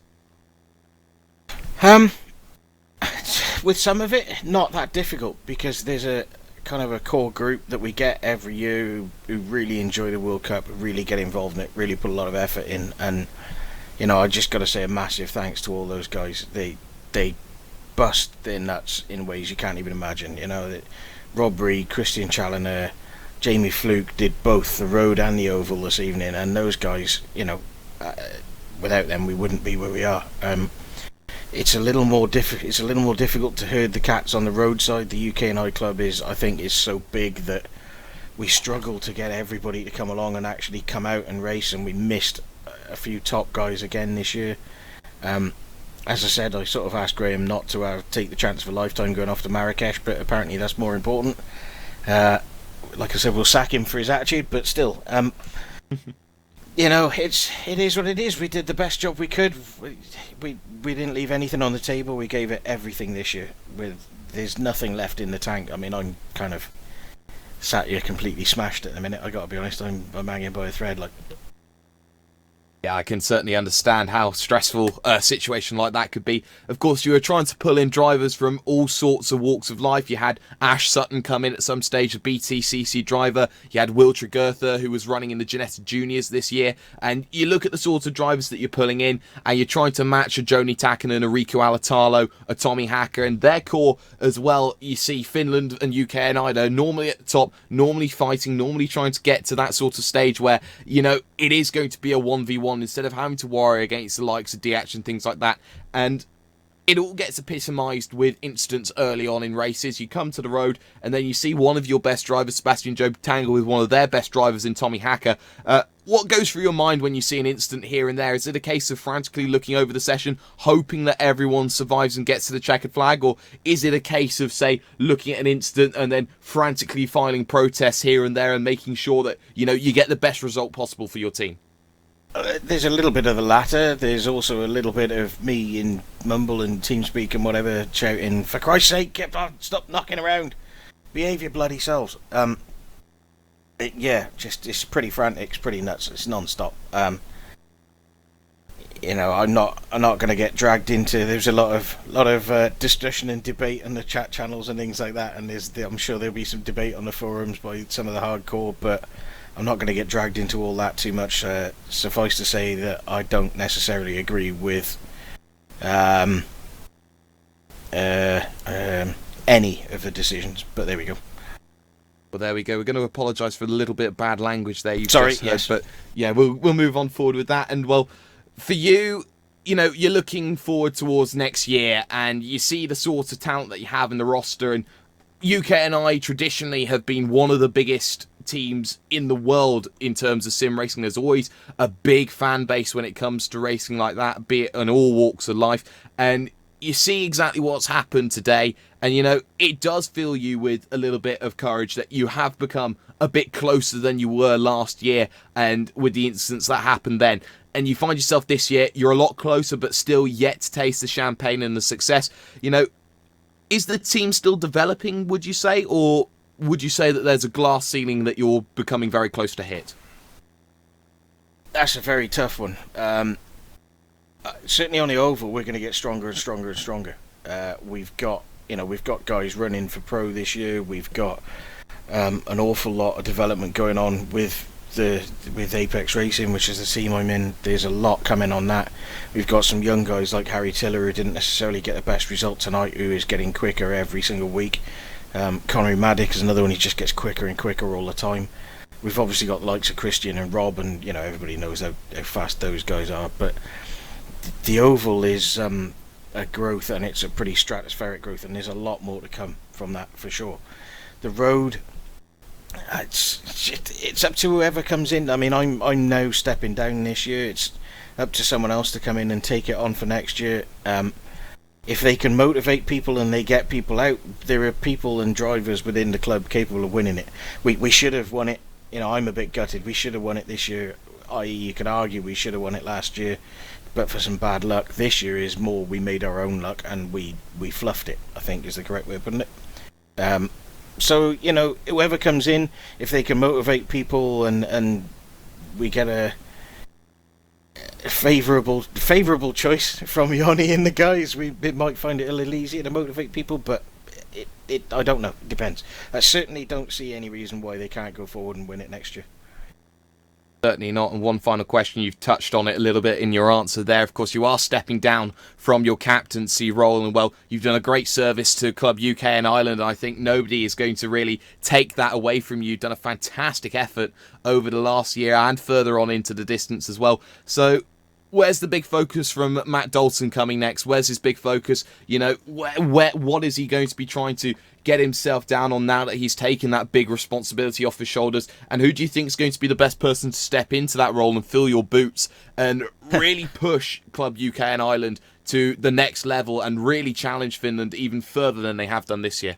Oh, I'm not going to get involved in the who should be the next captain thing. Not a chance. I'm not touching that with a 10-foot barge pole. I'm sure somebody will come in, and I hope it's somebody new, with some new ideas and some new things and some new ways to take it all forward. It's been a genuine honour and a privilege to do the job for the last couple of years, and I enjoy the World Cup. It's great fun. You get everybody together. It's a different type of racing. I wish more clubs would do the same. You know, when you get behind it properly, it can be such good fun. We had like 30 odd people in TeamSpeak. You're just sitting there shouting and screaming at every little bit, like watching a football match. And yeah, sometimes it bubbles over, but that's good. It means people are enjoying it, you know? That's what you want to see. So, I don't know, somebody can come in, somebody can do the job. My focus next year is going to be on the oval stuff with Apex UK. We've got some fairly big stuff coming. We've got the academy, which we're going to try and get a few more people into, and we're going to try and pass on a lot of the knowledge that we've learned and things that we've learned through the year. And you know, really it's about getting that and supporting the guys we've got in the Pro Series and things, and hopefully having a couple more in Pro by next year and into 2018.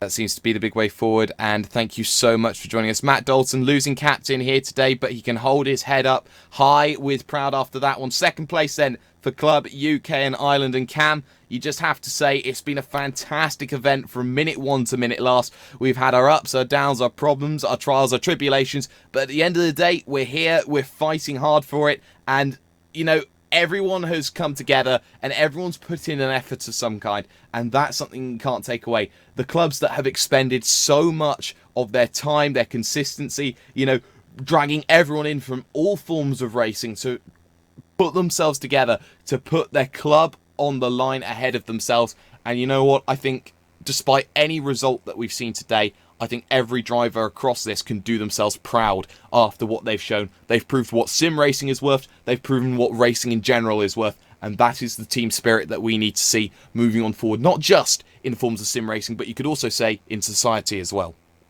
Oh, absolutely, and of course, we can't forget we haven't necessarily had anybody from either of those teams come in and give a final shout-out, but you certainly have to congratulate the Northwest team as well as the Diat Racing Club. I mean, those two teams, I guess I should say, absolutely fantastic to get them as well into the finals. And just overall, a fairly interesting pair of races, to say the very least. And without passion, I will say, in the closing stage, without passion, what would we be doing? Just a couple of people talking very monotone, very boring. But either way, though, you gotta have passion. And of course, I think we've seen that laid out here today. It's once again been Team Finland and the UK and Ireland, and at the end, Team Finland coming away with their third in a row. So for RaceSpot TV live broadcasting, for Cisco Scaramuza, for Yunus Pahaka, for Jake Sperry, and for myself, Cam Walsh, we wish you all the very, very best, and we will see you all next time. This has been the World Cup of iRacing Finals, here live on iRacing Live and RaceSpot TV. We hope you have a very fine rest of your day. We will see you all next time. Take care.